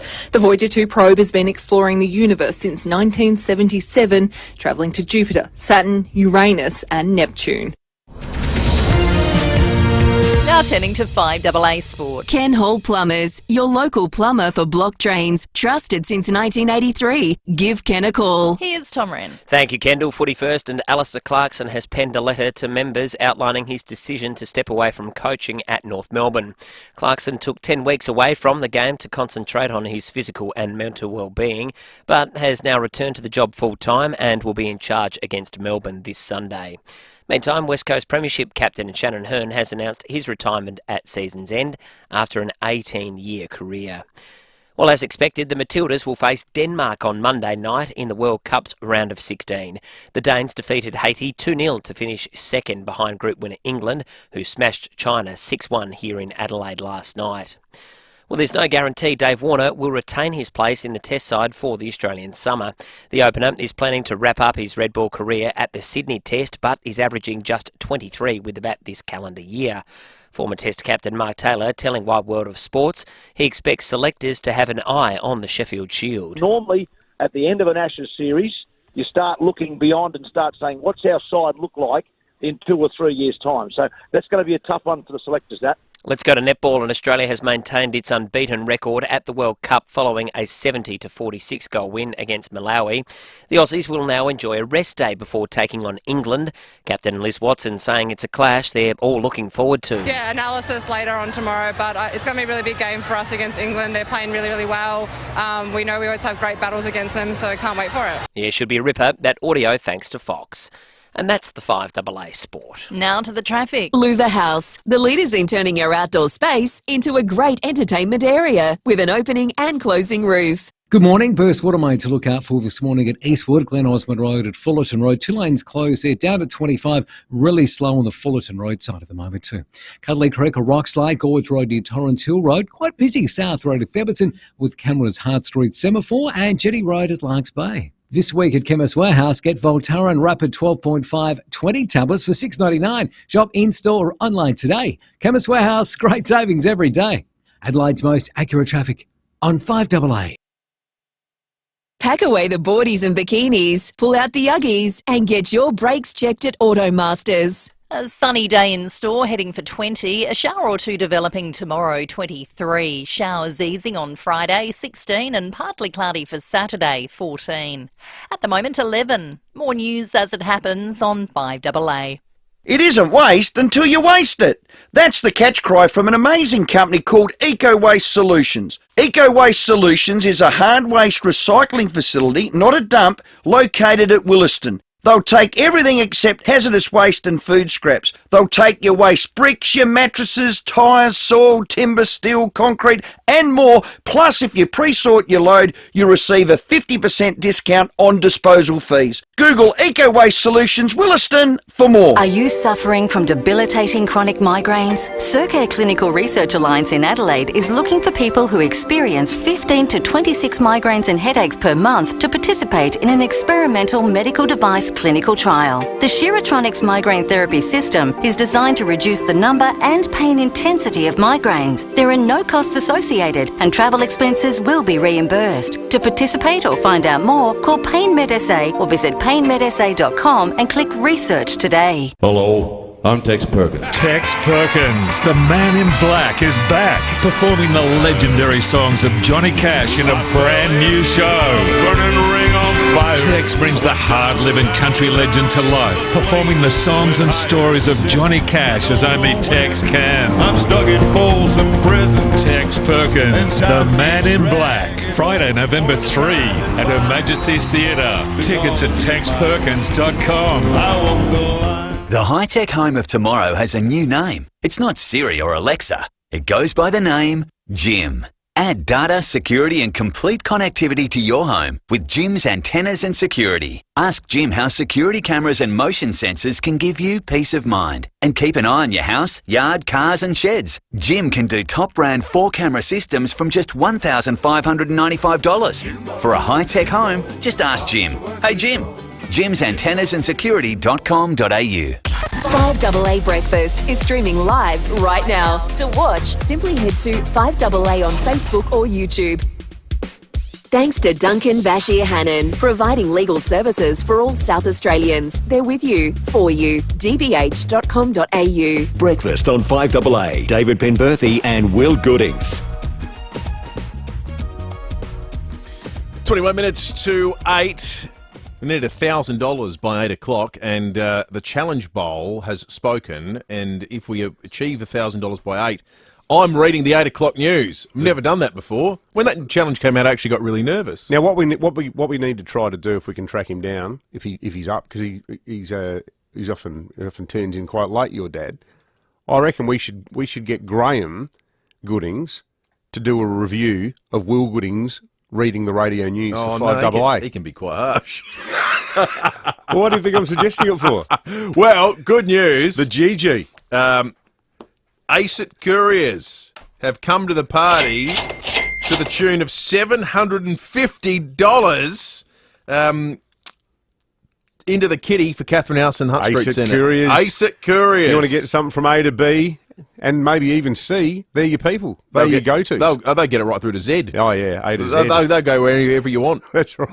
It'll get there. And, you know, ASIC couriers, if on one end of the spectrum in terms of caring for your packages is the Qantas baggage handler. Yeah, the Chuckers is the their Chuckers. name. Yeah, the Chuckers. The other end is ASIC couriers. That's right. They handle your stuff with those white gloves they used to carry around the Melbourne Cup. Yeah, yeah. You know those people that dress up in suits? Yeah, yeah.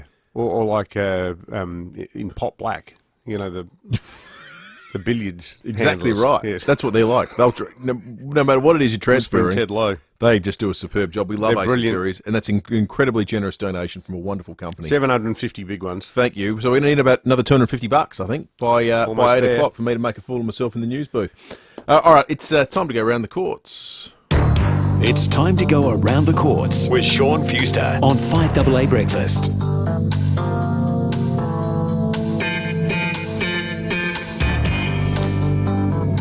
And this morning, Sean has for us, and I quote, a remarkable story of rehabilitation and redemption. That sounds lovely. Sean, good morning to you. Good morning. Yeah, look, it's all about Will Goodings going into the news booth and talking himself a good game. That's what the rehabilitation and the... that'd be redeeming, wouldn't it? Redemption might have to come after 8 o'clock, I think. Well, look, guys, it's not often that you go to a court case and you hear words like this and you see this sort of empathy extended. Judges are fantastic most of the time. They do a great job of balancing things, but I reckon sometimes they really hit the nail on the head. So it's nice to be talking about one along these lines. I'm talking about the case of Heidi Marie Tompkins. This is a woman who, on the surface, when you first look at this case, you think to yourself, nah, we shouldn't be giving mercy to this. This is a woman who was caught with $250,000 worth of meth and ecstasy that she was trafficking. $250,000. $250,000 worth. So $250,000 worth of drugs. Not the sort of person that you'd think to yourself, you know, that's someone who deserves a bit of empathy, a bit of mercy, because those drugs are insidious, they're horrible. That she was trafficking in them, she was selling them, not for a personal profit, but to feed her habit and extending the misery that drugs cause to so many people. But Judge Ralph Sulio wanted to talk about a few other things in sentencing. He explained that Tompkins was a special education teacher and had been for almost 20 years, that she'd given 20 years of her life to the service of her community in Gawler and in Port Pirie, helping out kids who can't help themselves, who need a bit of special attention, need a bit of extra help in school, and had never committed an offence in her life until she reached the tender age of 40. Then all of a sudden, out of nowhere, there's drug trafficking. And he said, well, there's got to be more to it than that. You can't just suddenly go from being a decorated and lauded special ed teacher to a junkie. You know, there's got to be some kind of connective tissue there. And he talked about the fact that she had a very long history of really horrible home life. Basically, her childhood, her marriages, her personal life away from the school. This bright and bubbly and healthy person was suffering so much in terms of her treatment by everyone else that she turned to drugs to cope, and then the whole thing just spiraled from there. And when she was finally picked up, it was as she was getting involved in, as the judge said, some worse people who have yet to be arrested, and she ended up wearing the spoils of the drug trafficking charges. So what did he do in terms of a punishment for her, Sean? Drugs normally end up in jail, especially, drug trafficking and this amount of drugs. We've heard a lot of controversy over the years about trafficking being the charge now when you sell any amount of drugs, even if you've got just a little bag in your pocket. But 250K worth of drugs, that's a jail sentence. Yeah. However, His Honour said that you're going to have to do 6 years jail. This is incredibly serious, and there's no way that I can do anything about that. You must be condignly punished for having that quantity of drugs. But rather than serving it in prison, which is only going to make things worse for you, you can serve it on home detention. So you'll still be able to contribute to the community by working, and whatever she's going to do now, it won't be special ed, obviously, but finding yourself a new job, getting yourself sorted out, and being under house arrest for the next 6 years so that there's an opportunity for you to rehabilitate, and we don't take away what little hope you have left of making a better life for yourself. What does house arrest actually mean in practice? So in that sense, it'd be a case of you can't leave the house, you're wearing an ankle monitor at all times. If you are going to leave the house, you have to do so only for medical treatment or for remunerated employment. So if you actually manage to land yourself a job and your home detention officer says, yes, you can have that job, you leave the house, you drive straight to work, you don't stop at the coffee shop, you don't stop for petrol, you don't stop to grab something to eat. You sit down, you do your work all day, you drive straight home immediately afterwards, no diversions. Your route to work is planned, your route back is planned, someone rings you and makes sure you're home. You're literally living a life where you are in your house or at your workplace, and that's it. I don't know. Maybe I'm hard. I still think it sounds a little bit soft, because I think of plenty of people who've done good things in the community, but then their lives have taken a bit of a bad turn. I just wonder... I mean, she's clearly not an evil person, and she's done a lot of good things, but I reckon parents listening whose kids have made a few bad decisions and got involved in drugs, or perhaps had health problems as a result of taking drugs or behavioural problems, $250,000 worth of drugs is a whole stack of bad life-altering moments for people silly enough to take them. I don't know how many individual serves $250,000 of meth or whatever it is would look like. I imagine it's quite a lot. I don't know. Does it set a precedent that any old bikey halfwit can come forward now and say, "Oh, for a long time I was, holding down a job, and then I fell in with a bad crowd." I mean, a lot of people fall in with a bad crowd. I mean, that's how the Medellin cartel formed. Well, I'll tell you this much, Pembo. There's a big difference between I fell in with a bad crowd after being a bikie and doing things like that, and I fell into a bad crowd after 40 years of not even a speeding ticket. Yeah, that's true. That's true. This is the thing. This woman, Tompkins, this is the equivalent of someone who has never done anything wrong in their life, getting hooked on gear for reasons to do with their own emotional state, and then selling to get more, but having done absolutely nothing else. To me, this is an example of the horror that meth can bring on people and the way it can destroy people, more than it is an example of any judge being soft or too merciful. I reckon Judge Sugo's looked at this quite right and said, you know what, the real crime here is the meth in the first place.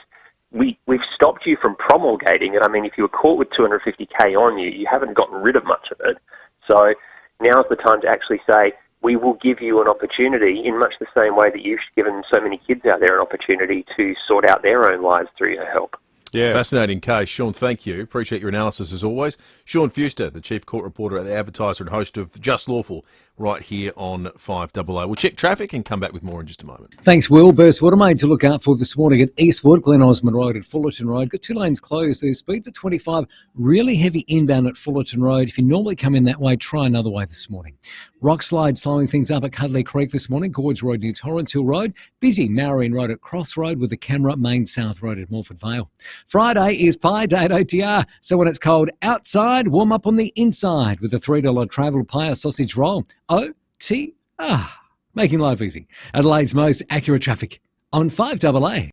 Need a forklift? Don't just get a forklift, get a Toyota forklift. Toyota is the world's #1 forklift brand with a great range of pallet jacks, walkie stackers and reach forklifts right up to their leading Toyota counterbalance forklifts. Legendary reliability and safety with cleaner, greener electric options. Toyota can tailor the right forklift solution for you. It's all part of the Toyota Forklift Advantage. For more, visit toyotamaterialhandling.com.au. Get a Toyota forklift.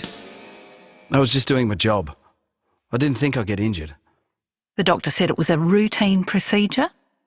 Right. The car came out of nowhere and it smashed right into us. At DBH Lawyers, we're here to listen to your story. Our team of local South Australian lawyers will help you navigate the law and find the best way forward. We're with you. We're for you. We're DBH Lawyers. dbh.com.au.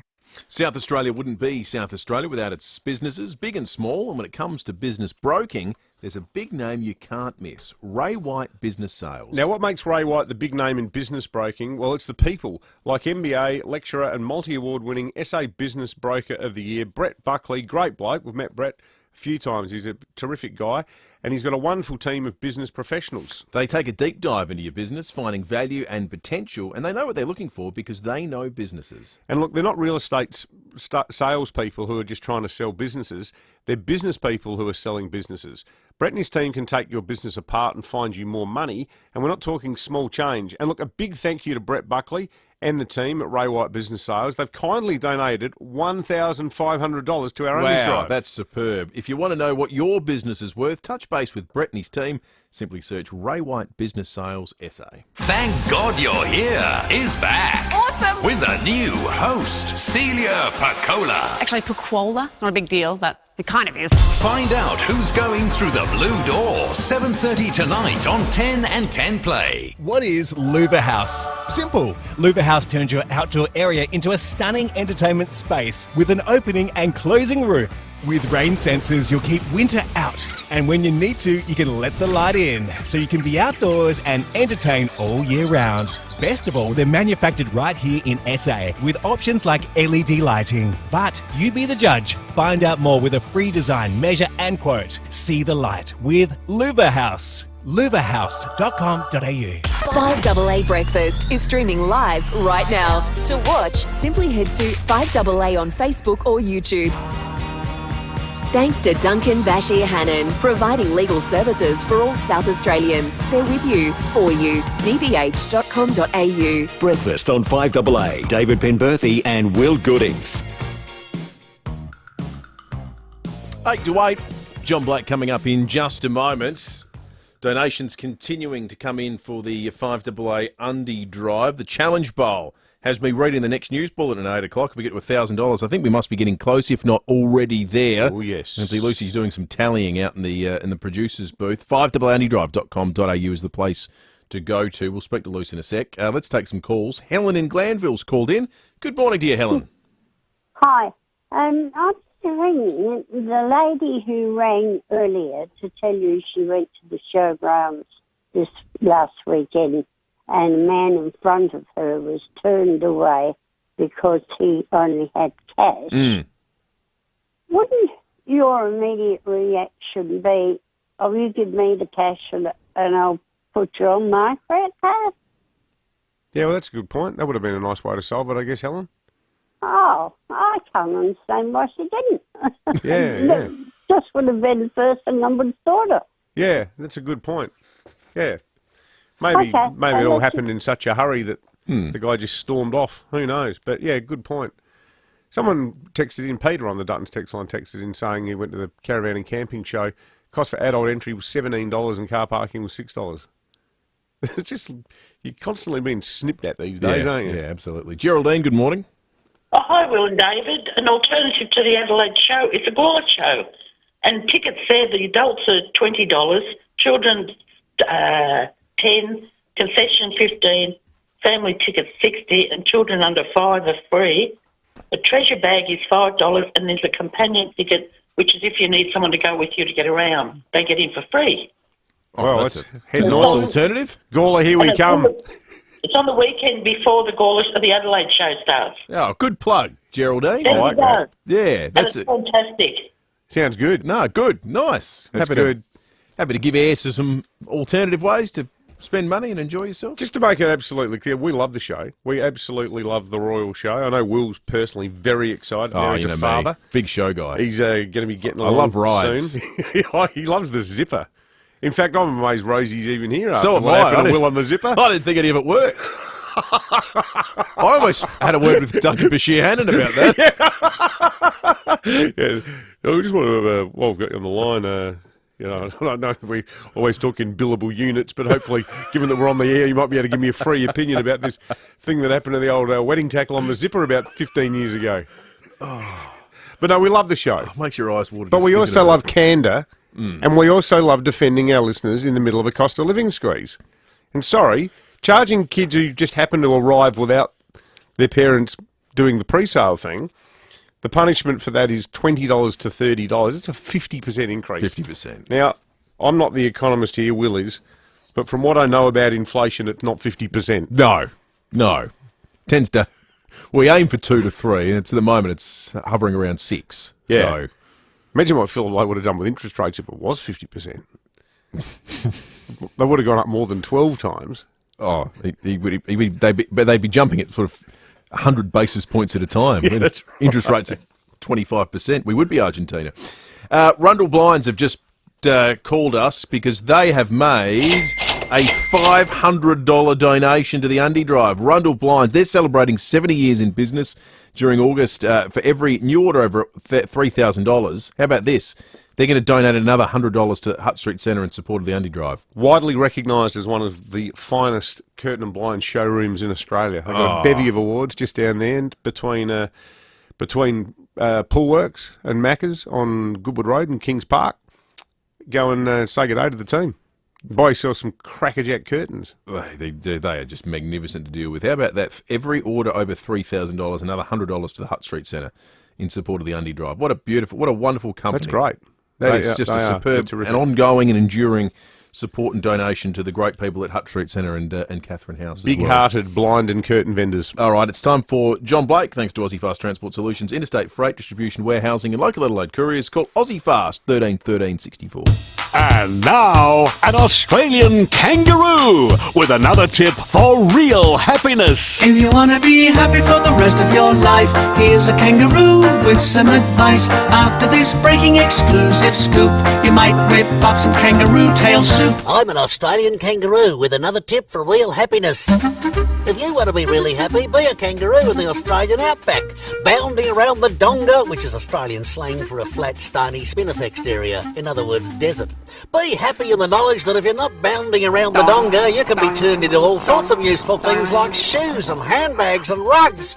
Now, there are people who want to spoil the fun, like these American animal liberationists who want to stop the culling of my mobs because they think it's cruel and we're all going to be wiped out. They've introduced a thing called the Kangaroo Protection Act in America, and they want to make it illegal to import any kangaroo products.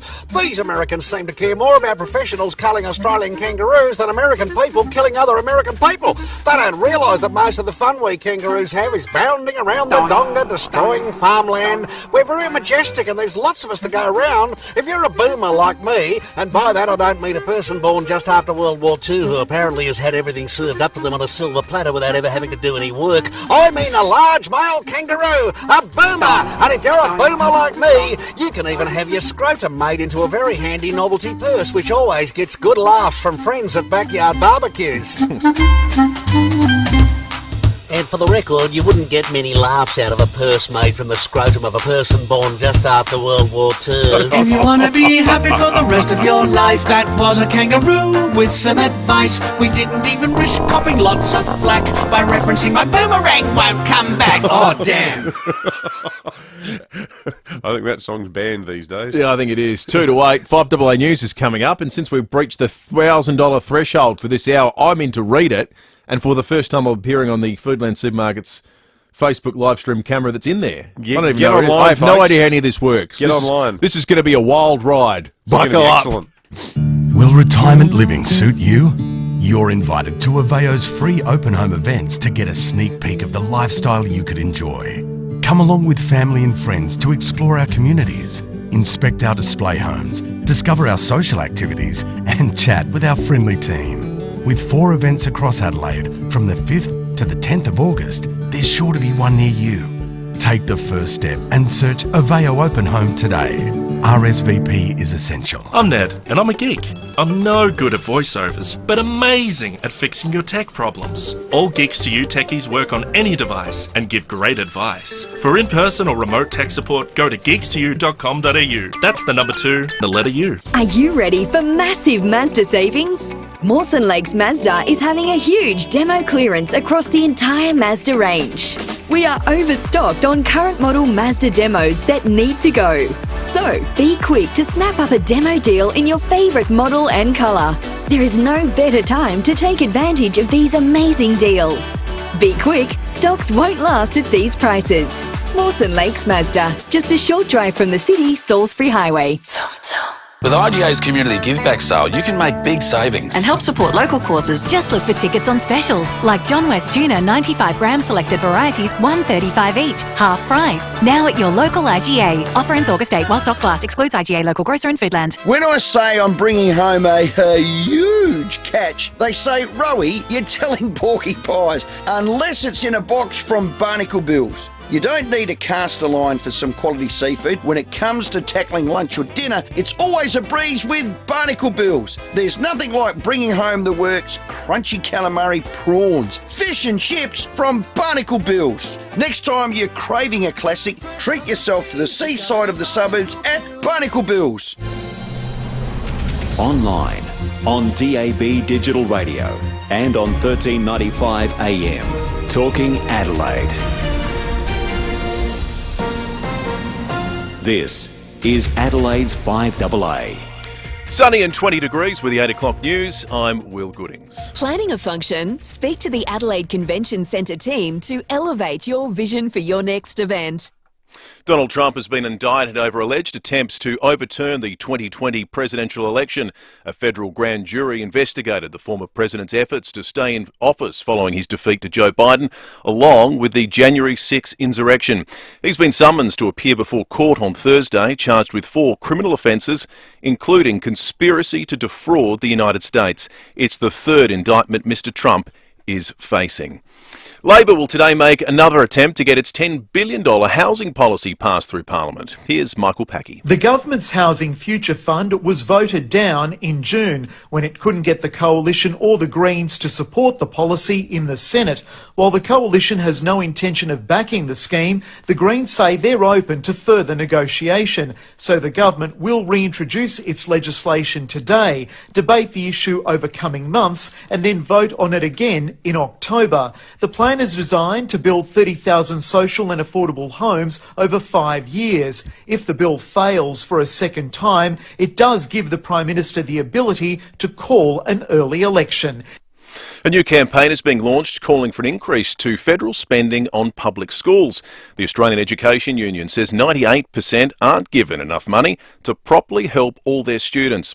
The union's rolling out advertising and events urging the federal government to increase its outlay. AU President Karina Haythorpe says it's about improving support for children. Funding public schools at 100% of the schooling resource standard is the only way to help every child succeed. It means smaller classes, more intensive support and more time for teaching and learning. And we believe it's time for the Albanese government to deliver this funding for public schools. A woman's been arrested in a stolen car at Aldinga Beach. The black Nissan 300ZX was spotted in the driveway of a home on Hamilton Road around 1:30 this morning. The 21-year-old Hackham woman was about to reverse when police blocked her in. She's been charged with illegal use of a motor vehicle and will face court next month. The Nissan was reported stolen from Mortarvale on Monday night. NATO has been put on alert after helicopters from Belarus violated Polish airspace. Carrie-Anne Greenbank reports. Poland's Ministry of Defence has reported that 2 Belarusian military helicopters have crossed into Polish airspace during military drills at such a low altitude they couldn't be detected by radar systems. Poland is a NATO country, so it has put the military alliance on alert after last week sending more than 1,000 of its troops to the Belarusian border after Wagner troops started training there. Meanwhile, Ukraine has sent a warning to Russia that it intends to take the war to Russia. This warning was made after a a drone attack on a high-rise building in Moscow, which Ukraine hasn't claimed responsibility for. But it is the second time in 2 days that building has been attacked by a drone. Australian scientists are expressing alarm at the dramatic reduction in Antarctic sea ice. While there is annual variation in sea ice, this year's records are the lowest in the 40 years since records began. As of mid-July, it was 2.6 million square kilometres below average, an area roughly the size of Argentina. Yorkshire Terriers have officially topped the list when it comes to the worst dog breath. The Animal Welfare League has compiled a ranking to encourage owners to take their four-legged friends for a dental checkup this August.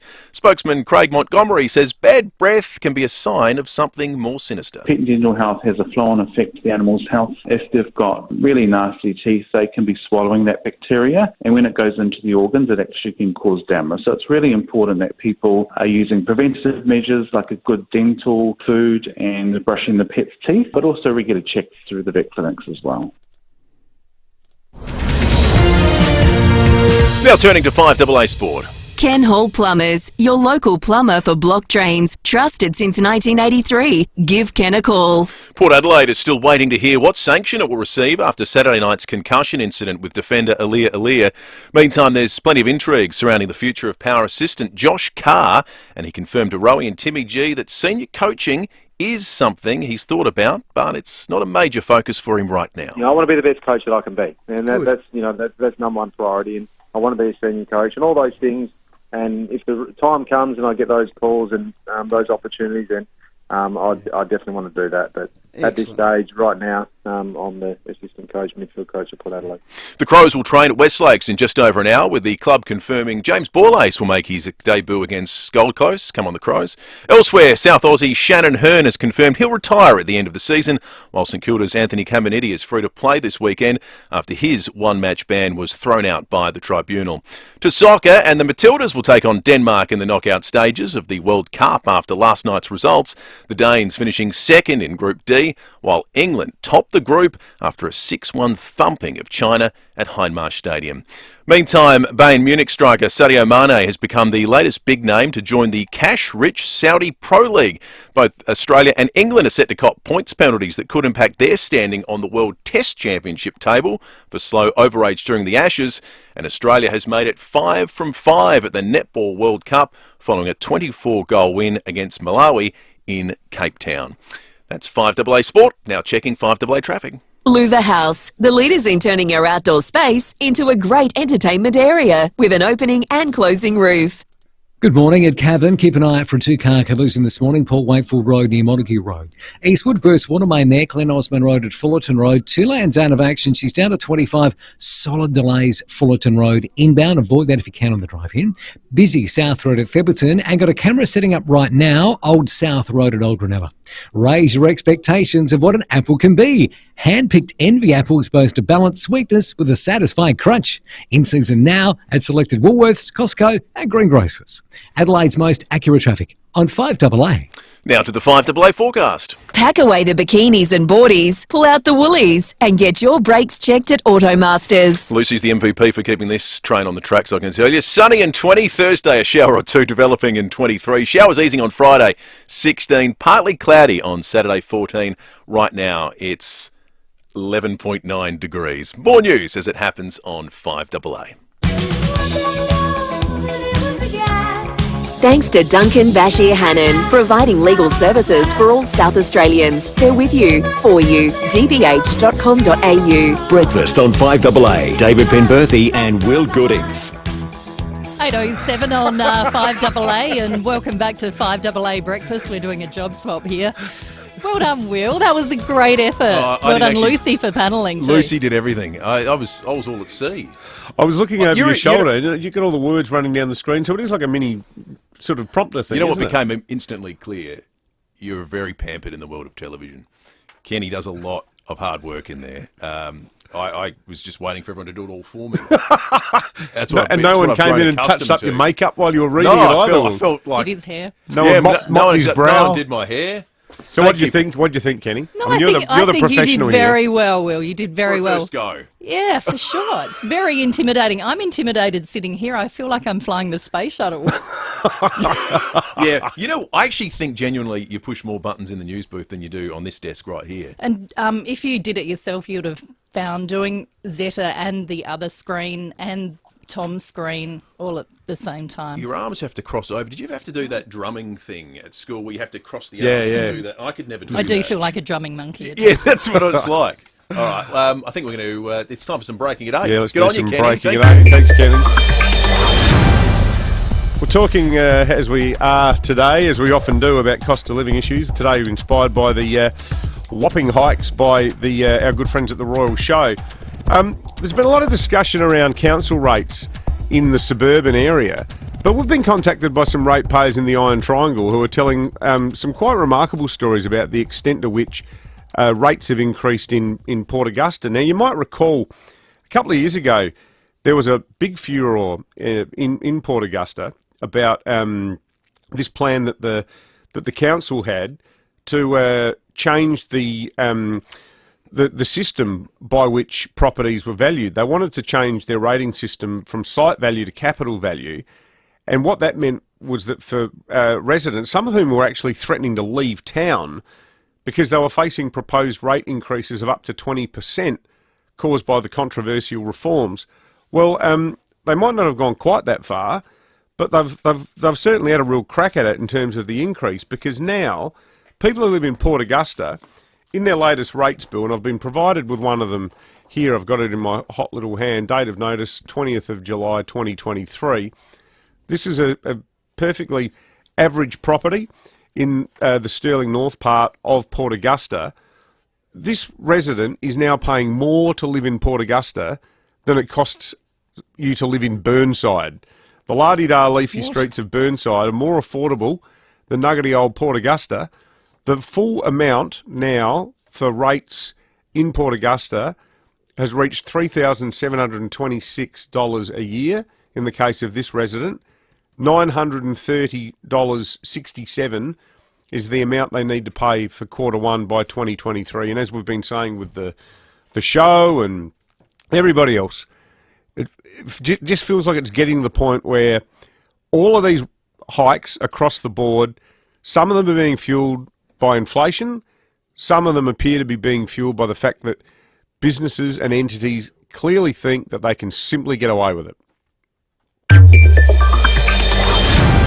Mate, well done though. I was very impressed. I thought you had several balls in the air. Yeah. That's not a Zipper reference. The bit where you looked like you were losing it a bit was, and as you said, nothing like the high-tech world of television. Trying to get the weather right. Yeah.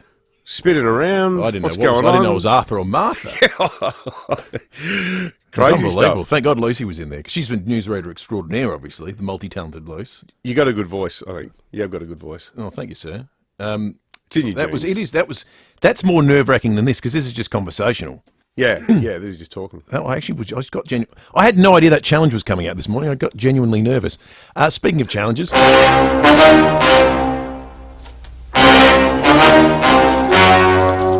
on the Facebook and YouTube live stream, I just rigorously shook the envelope. That was excitement, because I know I've done 2 now, so I think I'm in the clear. So I got you to read the TV news tonight dressed as a panda, where all the challenges merge into one. I don't think that's going to happen. Now, I don't know if this has ever happened before. This is a challenge for John Blake. If we raise another $1,000 in the next hour, Blakey's going to get himself in studio and do a live episode of Behind Closed Doors. Are you kidding me? Now, I produced... How do we get him in Let's here? call Blakey. Let's get them to call Blakey. We'll get to the bottom of this. Live? How does he do all the sound effects? I produced the breakfast show when Blake used to sit in the studio and he would call in all the time, and he was a regular part of the show from between 6 and 9. I don't ever remember a Behind Closed Doors being live before, so I don't even know that this is possible. I guess it is. 5AAAndydrive.com.au is the place to donate. $1,000 more, and I guess we'll get him to do it. Let's ask him now, because John Blake is on the line. Blakey, good morning to you. What do you want? Okay, we better. And a good day to you, sir. Hello, We didn't wake you up, did we, mate? No, I'm up. I work from home, you know. Doesn't everybody? Bounce out of bed every day at 10:30. Quick Zoom meeting with yourself. Blakey, the Challenge Bowl has spoken, and if we get another $1,000 for the Undie Drive, the bowl has suggested you could do a live episode of Behind Closed Doors. Is that even possible? Yeah, listen, everybody, it's not a worthy charity. Don't bother. It's not worth. Well, yeah, I can do that. It'll take me 2 or 3 days to write it. So how about next Tuesday? We wanted something a bit more immediate than that, I think. Lucy's saying it would be something that if we can get it done today, you could do it today. Yeah, okay. Well, there it is. Yeah, all right. Okay. Well, I'll have to write something. Yes. Yeah. How hard will that be? You'd be a Goons fan, I'm guessing, Blakey. The Goons, didn't they do their final ever show was a live show in front of an audience? Oh, the Goons always did it in front of an audience. Oh, that's right. They were always. Yeah. Yes. All right. Well, okay. There were 3 of them. Well, it won't be the Goons, but it'll be okay. Behind closed doors. All right. Well, do you want it to be an episode featuring you? Oh, ideally someone else. I think it better be. Okay. All right. When do I do this? At the normal time? Yes. Yeah, after 8:30. As so long as we get another $1,000, you can keep cheering against that, I guess. All right. I'll throw on a panda outfit and see you soon. Thank you, Blakey. For the first time, I think, in the history of FIVEAA live Behind Closed Doors, $1,000 is what we need, though. FIVEAAandydrive.com.au. Be part of history. Get donating now. FIVEAAandydrive.com.au. Another $1,000 is what we need. And then, Blakey, I mean, it feels like a tall order writing a Behind Closed Doors in this short time frame, but the man is very talented. If anyone can do it, Blakey can. Either that or spectacularly, it just won't happen. That's right. Some dead air. All will be revealed after 8:30. Let's check traffic. Look out for a crash at Netherby this morning, Fullerton Road near Kitchener Street with delays outbound. Cavan, 2-car collision, Port Wakefield Road near Montague Road, and Eastwood Burst Watermain, Glen Osmond Road at Fullerton Road. 2 lanes closed, speeds at 25, super heavy inbound Fullerton Road, avoid it if you can. Quite slow at the moment, South Road at Theberton, with a camera setting up right now, Old South Road at Aldrinella. For help with Hump Day, check out the quick and easy midweek pork recipes at pork.com.au. Try some pulled pork sliders, nachos or pizza tonight. Get some pork on your fork. Adelaide's most accurate traffic on 5AA. Rowie and Timmy G on the 5AA Sports Show. Aussie great Merv Hughes is in town. We retained the Ashes. We've talked about the ball swap. It ended up a brand new rock. I mean, I said it was cheating, but you know how it works. What do you think? Well, mate, it's cheating if they get the benefit from it, but it's great if we get the benefit from it.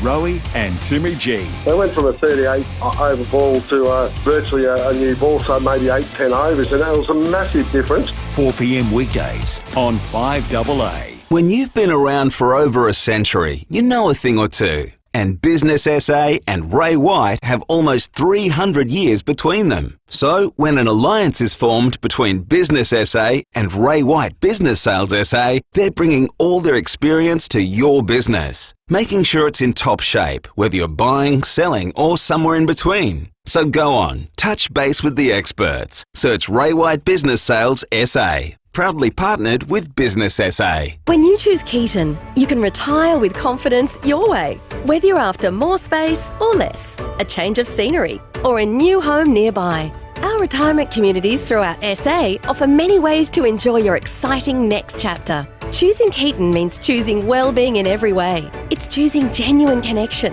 and enjoying the confidence that comes with true quality, freedom and service. Explore our 4 South Australian retirement communities at keaton.com.au today. Are you looking for tonight's dinner inspiration? Well, look no further than Samtas Seafoods. How about cooking up some fresh fillets of King George whiting in your frying pan or under your griller for a tasty winter warmer? We absolutely love the old KGW, King George whiting, now specially priced. Listen to this, just $53.99 a kilo. That gets you about 14 medium to large fillets. I've seen it for as much as $80, so $53.99. Superb value, which is what they do at Samtas. They've always got the best seafood deals, like snap frozen kilo packs of your favourite seafood. This is the seafood pack inflation forgot.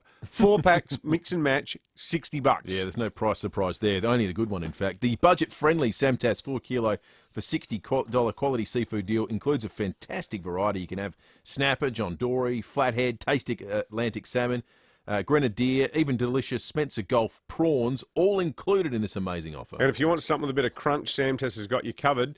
Prawns, calamari, garfish, salt and pepper squid, or maybe whitebait fry-up, yum, all available in the mix and match 4 kilos for $60 deal. Catch the freshest catch at Samtas Seafoods, factory direct and open 7 days a week at Richmond Road. Come and experience Adelaide's ultimate seafood destination, Samtas Seafoods. With IGA's community give back sale, you can make big savings. And help support local causes. Just look for tickets on specials like Nescafe Blend 43 coffee, 500 grams, selected varieties, $18 each. Now at your local IGA. Offer ends August 8 while stocks last. Excludes IGA local grocer and Foodland. Get ready to indulge in the ultimate travel experience at Phil Hoffman Travel's inaugural Luxury Day, Sunday the 6th of August from 10 a.m. till 3 p.m. at the magnificent Ayers House. Speak to our luxury experts and operators, enjoy exclusive offers, win incredible prizes and discover the world's most exclusive and luxurious travel styles and destinations with canapes and champagne. Register your place at pht.com.au. Rosanna Mangiarelli here from 7 News. Join me and Will Goodings for Adelaide's leading news hour, 7 News, tonight at 6 o'clock. Thanks to Duncan Bashir Hannon, providing legal services for all South Australians. They're with you, for you. dbh.com.au. Breakfast on 5AA. David Penberthy and Will Goodings. 20 minutes after 8. Have you had your firewood pinched? There's a spate of these sorts of things going on at the moment in the Murray, Mallee and Barossa areas specifically. Places like Truro and Mannum and surrounds specifically are being targeted, police suspect, by people heading out there and stealing firewood. We're going to speak to the police in just a moment. But first, on the Undie Drive, Mike Steele, the man behind the Care Alert Smart Dialer, joins us on 5AA Breakfast. Mike, good morning to you. Yeah, g'day guys. Look, I wasn't expecting to go on air, but when you threw that challenge out to Blake, I mean, I've been with him for 30 years, and while he can be on the edge there at times, some of the stuff he does, most of the stuff he does, is so funny, very clever. He can make it anywhere in the world, that man. So Genius. We're a bit worried about him doing it live, Mike, to be honest, because when it's pre-recorded, you can have a bit of a listen in advance. But he might really cut loose today. I worry for you guys as well, but it'll be very entertaining, and one day he might do something on Care Alert. We'll have to see. Mate, given we're likely to be the subject of his satire today, we're the ones who might need a Care Alert Smart Dialer, depending on what comes out of his mouth. But mate, you guys you do a great job, and you helped a near and dear family member of ours a few months ago needed one, and the service was terrific and price was great, and most importantly the product works extremely well, and it's peace of mind that you sell, so we always love talking to you, mate. Yeah, well, appreciate that. It's a great product. It does help a lot of the elderly out there and those with disabilities, so onwards and upwards with this type of product, because there's so many people that need them. Yeah, absolutely. So Mike, can we twist your arm to get us a little bit closer to that donation level to get the John Blake live behind closed doors? Well, let's. Where are we up to? Has anyone else donated yet? Yeah, there's a few little ones coming in on the Undie Drive website. About $200 has come in since it was announced. Well, I'll tell you what. If we don't get there, I'll make the difference up. How's that? So if we don't get another donation, you chuck in $800. I'll chuck it in if you don't get it. But let's get some people out there rousing around. Blakey will be upset if he doesn't get a big run. That's right. All right. Well, we'll see where it gets to, Mike. Thank you. It's Mike, incredibly generous. But one way or the other, it means there's a safety net on this donation, and Blakey is doing a live behind closed doors after 8:30. Thank you, Mike. What an absolute legend. Mike Steele from Care Alert. Now, we mentioned just a moment ago, there's a spate of firewood theft happening in the Murray, Mallee and Barossa areas. Inspector Brent Wilson is from the Murray, Mallee operations from the South Australian Police and joins us now. Brent, good morning to you. Is this local people or is this Adelaide people driving out there and pinching firewood? Yeah, good morning. Thank you for having me on. At this stage, we're suspecting that people sort of around the Murray-Mallee and also Barossa regions, but possibly even people from Adelaide coming up into the regional areas to collect wood. Is this a cost of living story? Is this literally just people trying to warm their homes? Oh, we're sort of more focusing on the impact that it has on the owners of the wood, and obviously the trespassing on the private property, and also the damage and the impact that it has on the habitat of native wildlife as well. Is it something that, in your experience, Brent, does it feel like it's more prevalent now, or has it always been a bit of a thing? Because we all know firewood is pretty expensive. Have there always been people trying to bludge their way to getting their hands on some? No, it's something that has sort of always happened over the years, over the winter months. There's articles been run before with it on radio and also within the media. It's something we've just seen a bit of an increase with lately in our area, which hasn't been as prevalent before. So that's why we're trying to get out there and remind the public to keep an eye out for anything that doesn't look right and to call police.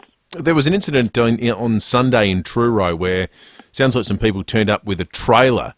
Is it always that sophisticated an operation? Are people aiming to move large amounts of firewood, or can it be more opportunistic?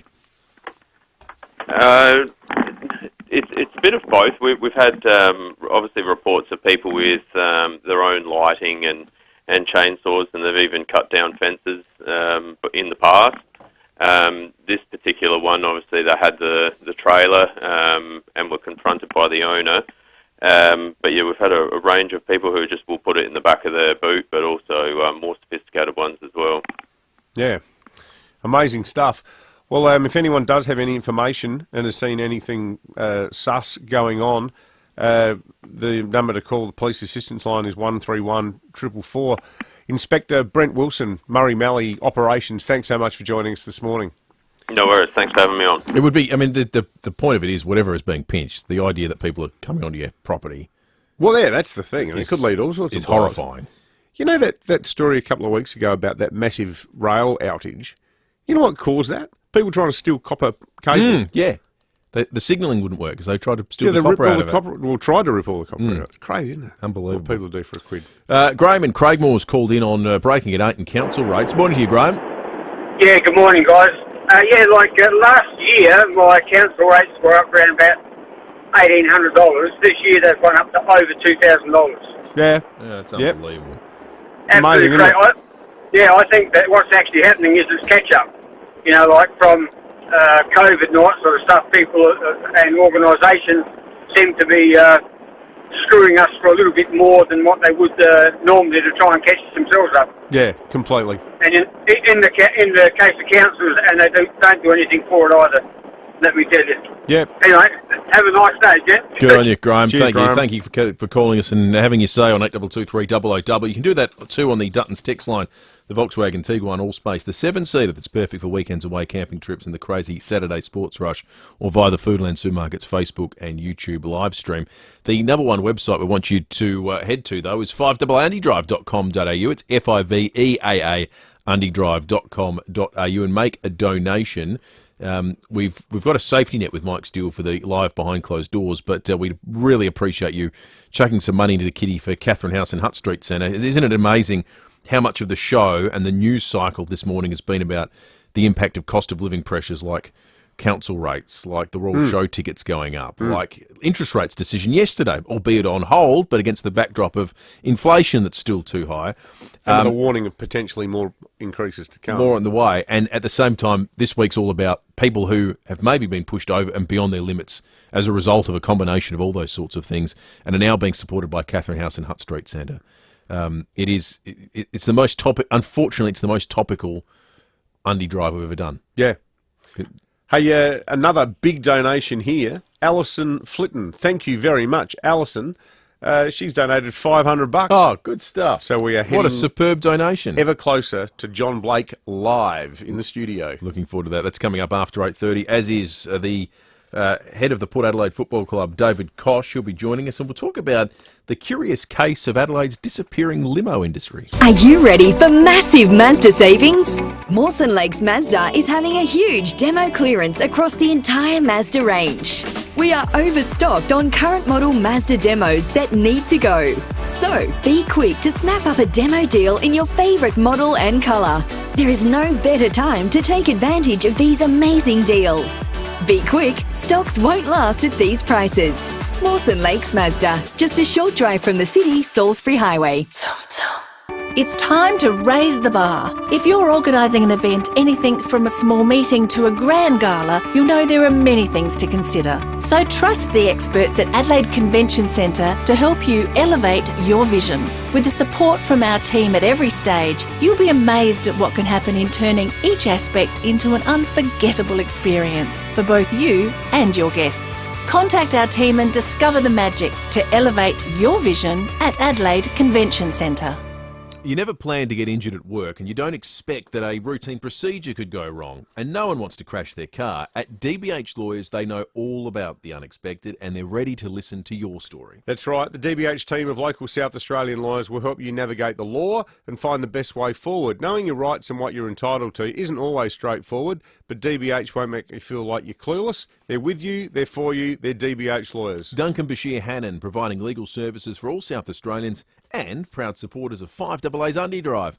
For more information, visit dbh.com.au. When you choose Keaton, you can retire with confidence your way. Whether you're after more space or less, a change of scenery, or a new home nearby. Our retirement communities throughout SA offer many ways to enjoy your exciting next chapter. Choosing Keaton means choosing well-being in every way. It's choosing genuine connection and enjoying the confidence that comes with true quality, freedom and service. Explore our 4 South Australian retirement communities at keaton.com.au today. 5AA Breakfast is streaming live right now. To watch, simply head to 5AA on Facebook or YouTube.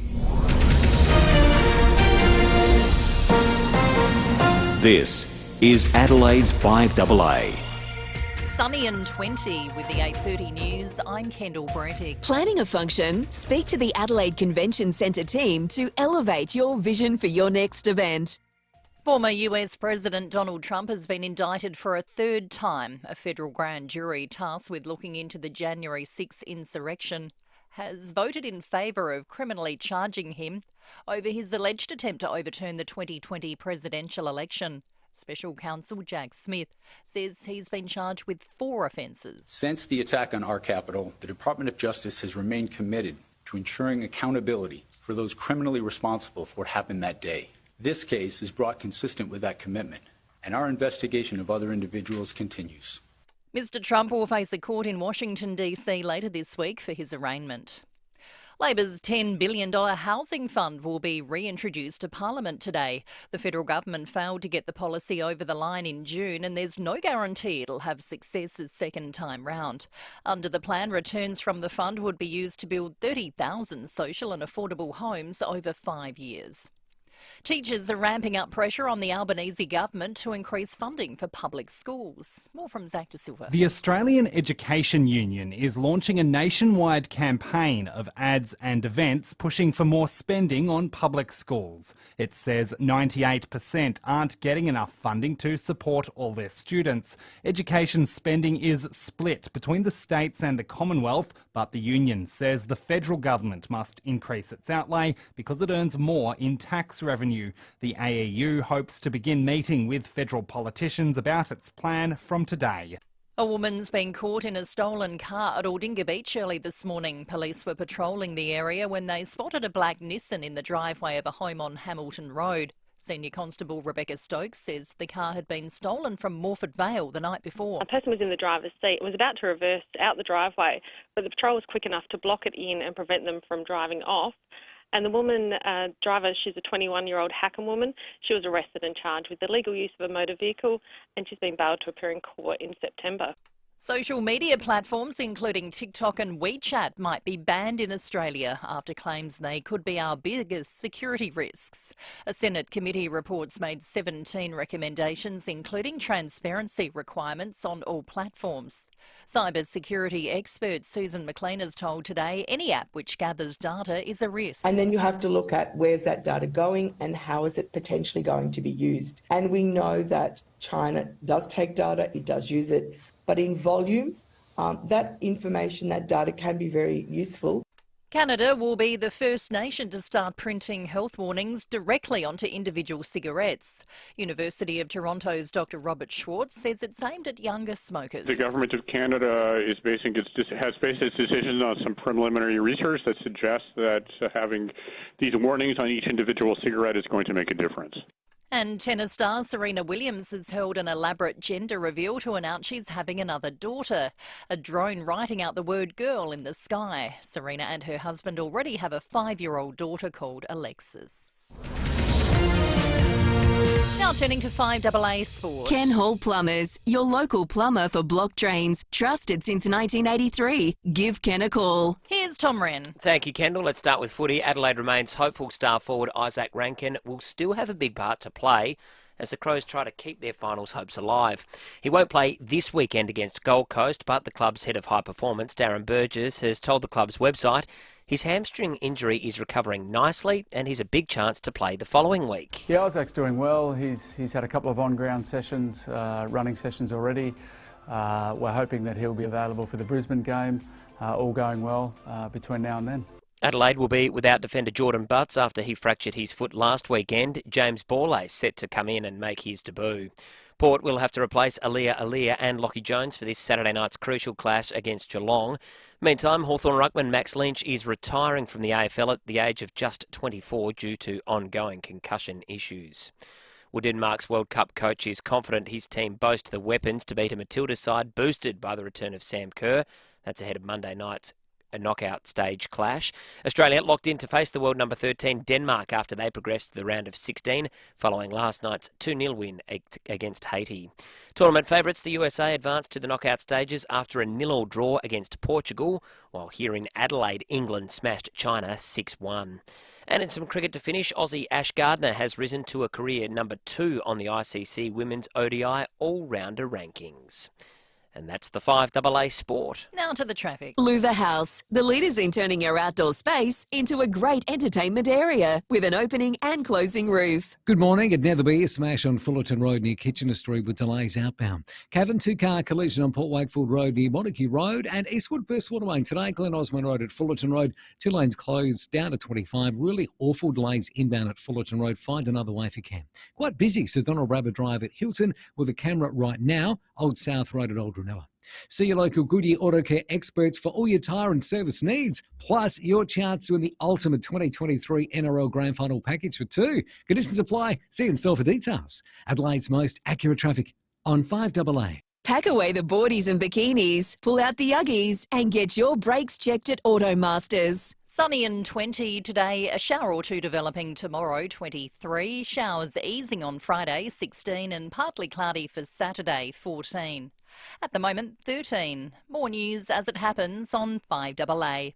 Thanks to Duncan Bashir Hannon, providing legal services for all South Australians. They're with you, for you. dbh.com.au. Breakfast on 5AA. David Penberthy and Will Goodings.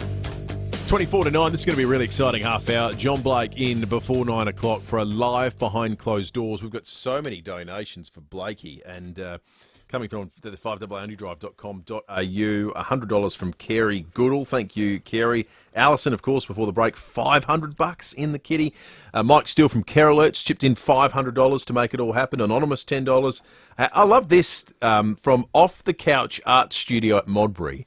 Off the Couch held a morning tea / art exhibition to raise money for Hutt Street Centre and Catherine House. How good is that? So they've chucked it into the Undy Drive. For all your art needs, they're the best. You know, forget the Tate Gallery in South London or... All the real artists what's know. What's the one in France called, Luce? The Louvre? The Louvre. Is that right? Yeah.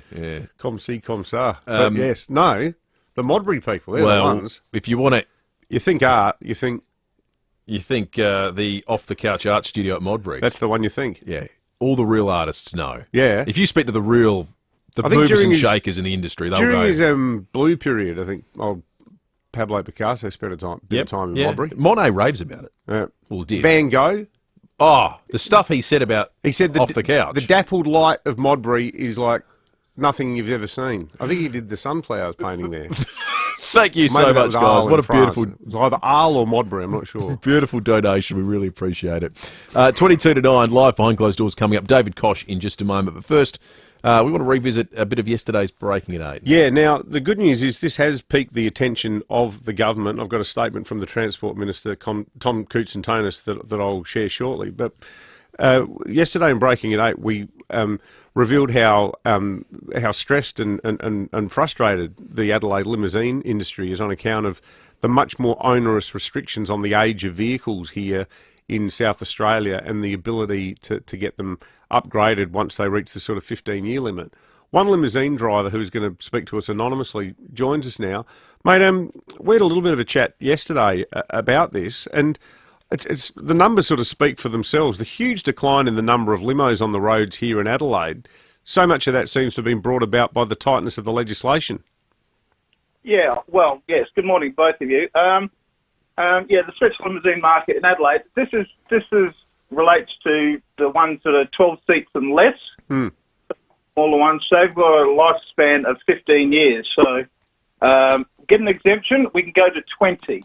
The likes of the bigger ones, the Hummers and things like that, have a lifespan of 25 years. But after 25 years, there's no exemption. They're off the road. All interstate, everything, all the research that we've done from interstate, the same amount of vehicles over there, no lifespan at all. You know, they can go forever.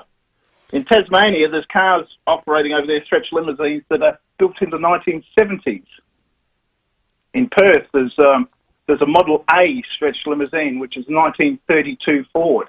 Wow. Which a stretch limousine, which operates over there. Now, obviously, it's been stretched, so it comes up to current standards. It's not an old limousine sort of thing, but they operate interstate with no problems as long as they pass their yearly roadworthy inspection. And when they go through a roadworthy inspection, they check everything: suspension, steering, all tyres, everything through the limo. So, if it passes an inspection every year, why can't it stay on the road? Yeah, no, it's a good question. We're going to hear from the Shadow Transport Minister, Vincent Tarsier, because we know that he has had a meeting with the limousine industry here. Vincent, what's your take on the situation? Good morning, David and Will, and to your listeners. Look, I was approached by drivers of these vehicles last week, and I say they're the utmost professional. They have the highest of standards. And look, they're annoyed because they feel that at the moment the government isn't listening to them. We're calling on the government to review these restrictions. We think that it is time to lift that restriction of 15 years because as long as the vehicle is roadworthy, age on its own, we don't think should be a barrier. And the minister can alter this with literally the stroke of a pen. We've seen the limo business diminish over time with competing demands. But the fact is there is still a large demand for these vehicles, and it would be a real shame if they were to go, whether it's school formals, weddings, funerals, birthdays, special occasions. There's a real demand for these vehicles, and I think from speaking and seeing a lot of these drivers, they really handle these cars like their own children. Honestly, they look after them so well. So what we're calling the government to do is to look at lifting those restrictions because in every other state and territory except, I think, Tasmania, these restrictions do not apply. Yeah, good stuff. That's Vincent Tarsier there. And as I alluded to at the start, we did get a statement from Transport Minister Tom Koutsantonis, and he has said that as a result of it now being made public through Breaking at 8 yesterday, I appreciate the industry bringing this matter to my attention through your program. It's clear to me that limousine operators in SA are at a disadvantage compared to other jurisdictions. Changes introduced last year by this government went some way to addressing this, allowing operators to apply for their vehicle to run beyond the maximum age of 15 years up to 20. But it's clear more needs to be done. We won't compromise safety, but we cannot allow a situation to continue that could threaten the ongoing viability of this industry. So it looks like on account of the breaking at 8 item yesterday. It is now well and truly on the desk of the Minister. So thanks to the limo drivers who've contacted us, and we'll follow up to make sure that something comes of it all.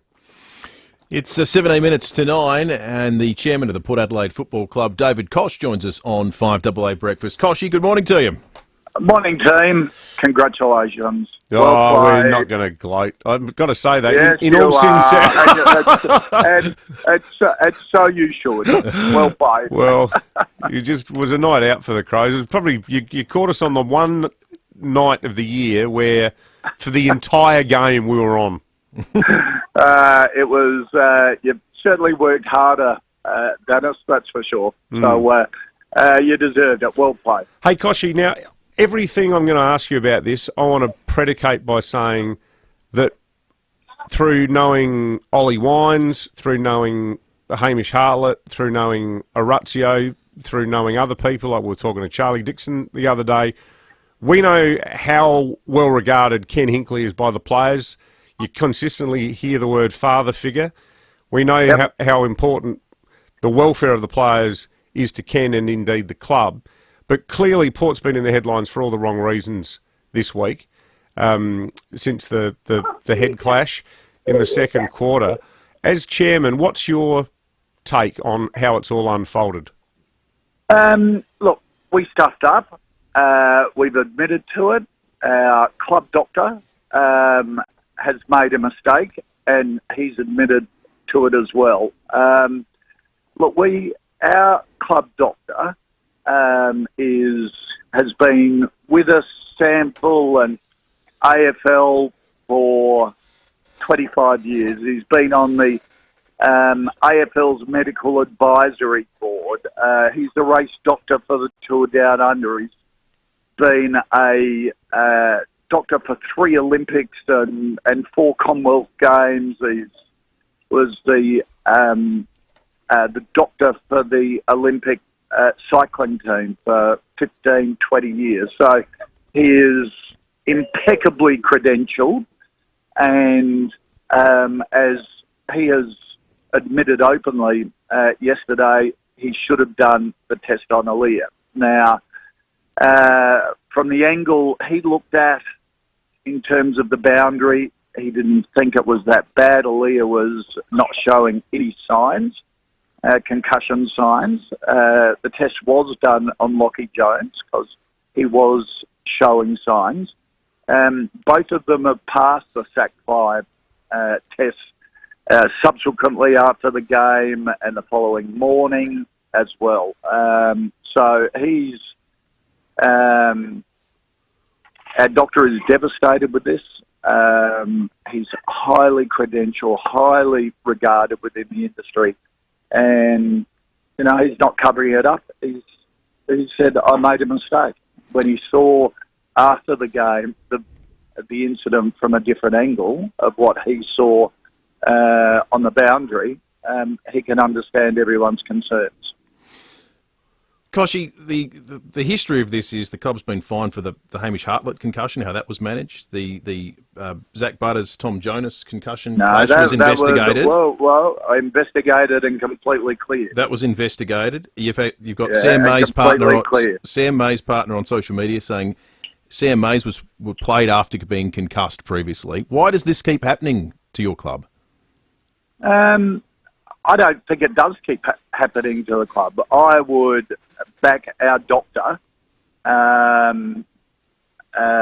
above somebody's partner, I must admit. It's easy for everybody to be a doctor and give their own medical opinion.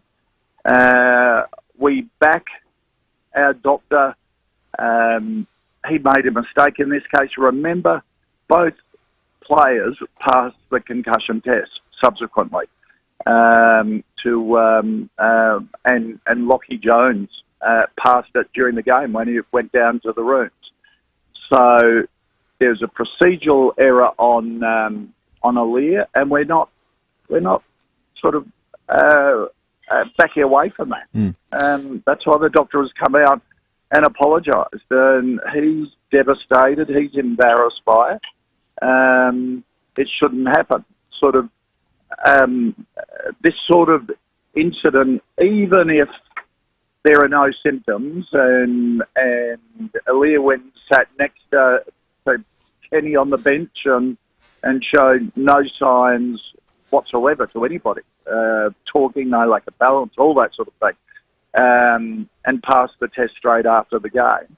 And then subsequently, as I said, the next morning and the next evening. But it's our view, or my view, has always been, it doesn't matter if there are no symptoms. If it looks anything like an issue, then you just do the test. And Doc acknowledges that, but he should have just done it. Despite his professional opinion and his observations at the time, you just do it. It's a serious issue. He's been on the AFL Medical Advisory Board setting all of these standards, so he knows as well as anybody. And it was just a poor decision on his part. Are you expecting a sanction from the AFL? Yeah, I think so, and we deserve one. There's no doubt about that. We deserve a sanction because those things shouldn't happen at all. Was anyone else involved in the... When in doubt, just do the test. We have a second doctor who looked after Lockie Jones. All clubs had two doctors available, but our head doctor saw Lockie was a bit wobbly and just immediately ordered the sack 5, even though it was in the hands of another doctor. And the head doctor was looking after Aaliyah. Was anyone else involved in the decision, Koshy? Because, I mean, and I asked that not to it's all up to the head doctor. We, and this is a big discussion against the medicos within the AFL, but there, needs to be an independent sideline doctor just to double check all of that. In fact, our doctor's been recommending that, and is fully supportive of that. Because you can't take any chances. We're all sensible people. It's player welfare is the absolute priority in all of this. So, and that protects the reputation of the doctors too, I suppose, Kosh, if you've got an independent person there. Exactly right, Will. And, I think they're more comfortable as well if there's, as we are as patients, to get second opinions and all that sort of thing as well. That's part of our medical life. So, but we're expecting a sanction, and we should in this situation. There's just no argument against us. And it's incredibly unfortunate, but we think we've got one of the best doctors around. We stand by the doc, but it was a poor decision, which he's acknowledged and apologised for. As always, mate, we appreciate your candour. David Kosh on the show every week with us. Good on you, Dave. Thank you. It's 9 to 9. Some fantastic news because the $500 from Mike Steele from Care Alert means we're hearing a live behind closed doors from John Blake coming up right after the break. Let's check traffic. Thanks, Will. At Netherby, smash to look out for Fullerton Road near Kitchener Street with delays outbound. Cavan, two-car collision, Port Wakefield Road near Montague Road, and a bit of a debacle at the moment at Eastwood with a burst water main. Glen Osmond Road at Fullerton Road, 2 lanes closed. She's down at 25. Horrendous delays inbound at Fullerton Road. Avoid it if you can. Cameras, Baines Road, Woodcroft, and States Road at Hackham.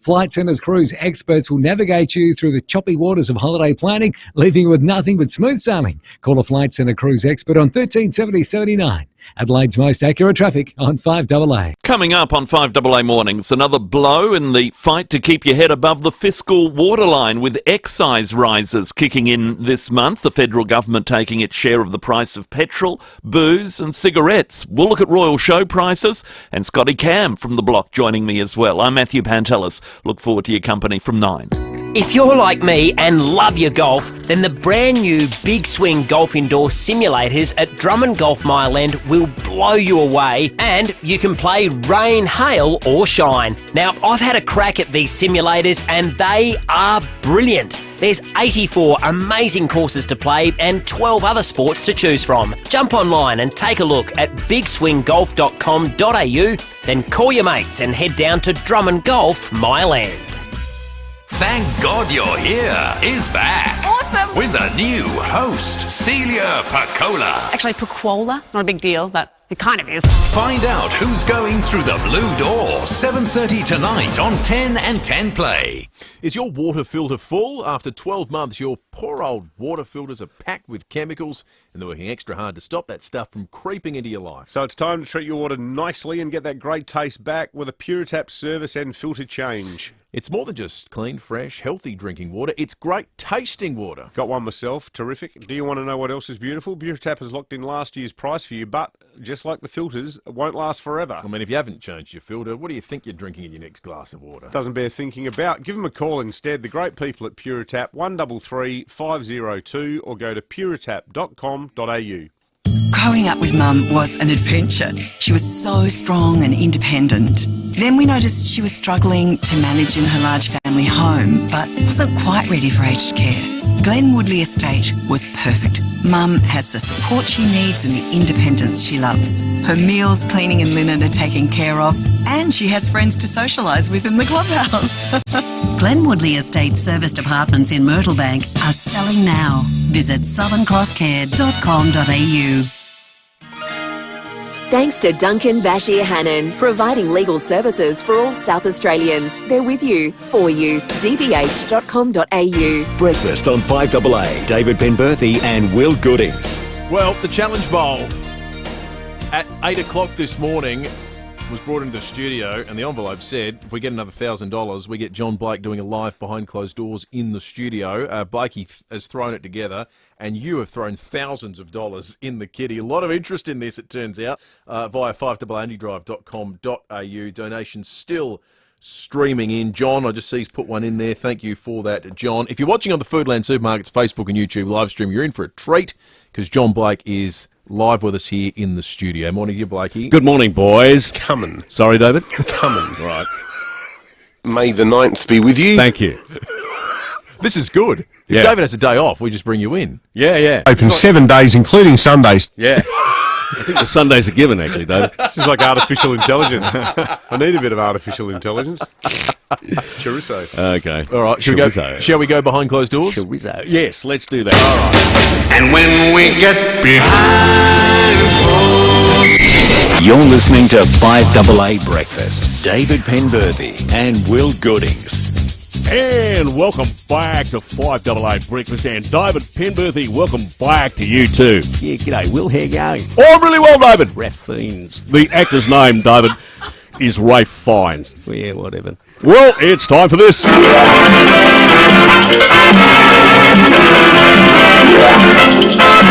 Lucy is in the studio for the movie bowl. Morning, Luce. Good morning, Will. Good morning, David. What's wrong with your voice, Luce? Yeah, I was going to say that too. Sounds a bit different, Luce. Well, that's because I'm doing this live and I don't have access to the software, which makes my voice sound a few semitones higher. All right. Yeah, because usually your voice sounds really high like that great old Australian comedian, Roy Rene. It's Roy Reen, David. Yeah, whatever. Righto, Lucy. Now, yesterday, the movie bowl was handed over to one of our listeners who donated to the Undy Drive. The movie, of course, they chose for Lucy to watch and review was an old classic called Deep Throat. Far out. That's right, and thanks to that listener for lending me their own copy of the movie, which was on a video cassette, so I had to borrow a video recorder so I could play it. Jeez, that's old technology. That's right. And the quality of the movie wasn't very good because it's been copied about 16 times amongst our listeners' mates. Righto, so what did you think of the movie, Luce? Well, to my surprise, the movie Deep Throat wasn't about Watergate. The performances are a delightful fusion of uninhibited exuberance and unexpected nuances, directed by the audacious director Gerard Damiano. This cinematic escapade tickles the senses, tickles the mind, and tickles the leading lady who discovers an extraordinary talent that transcends the ordinary confines of her vocal cords. Oh, who am I kidding? It was an old porno in the days when they used to play really loud music over all the good scenes. Right, Lucy, so how many blow-up dolls did you give it? I gave it 1 blow-up doll out of 5. Okay, Lucy, that was a good review. Yeah, that was good, Lucy. I haven't seen Deep Freight for years. I mean, I've never seen that one. Thanks to Aussie Fast Transport Solutions, Interstate Freight Distribution, Warehousing and Local Adelaide Couriers. Call Aussie Fast. Coming. 13 13 64. May the 9th be with you. That was absolutely superb. Oh, mate. You've had a PB. You can have that script. I'm going to keep that. File it. We might frame that. We might give it away to someone with the movie bowl. If they, if they make a big enough donation for the undie drive. Yeah. Hasn't come up yet. We haven't had the category that befits Deep Throat yet. I don't think we ever will. Thank you, Blakey. We still do have an HR department somewhere, I think. I think so. They'll find you. Don't worry about that. All thanks to a business that's donated this morning as well. That we greatly appreciate. How about this? Ray White Business Sales have tipped in $1,500 to the 5AA Undie Drive this morning. Ray White, the biggest name in business broking, multi-award-winning SA Business Broker of the year. You can catch the replay of Behind Closed Doors online after the show as well. I'm glad we left it at the end. There's no coming back after that, is there? No, I wouldn't have been able to do the rest of the program. No, that's right. Matthew Pantelis is coming up. We'll have more for the 5AA Undie Drive from 6 o'clock tomorrow. Here at 5AA, we're all about supporting local. The FIVEAA Food Festival has 60 events throughout August, showcasing the best food and beverage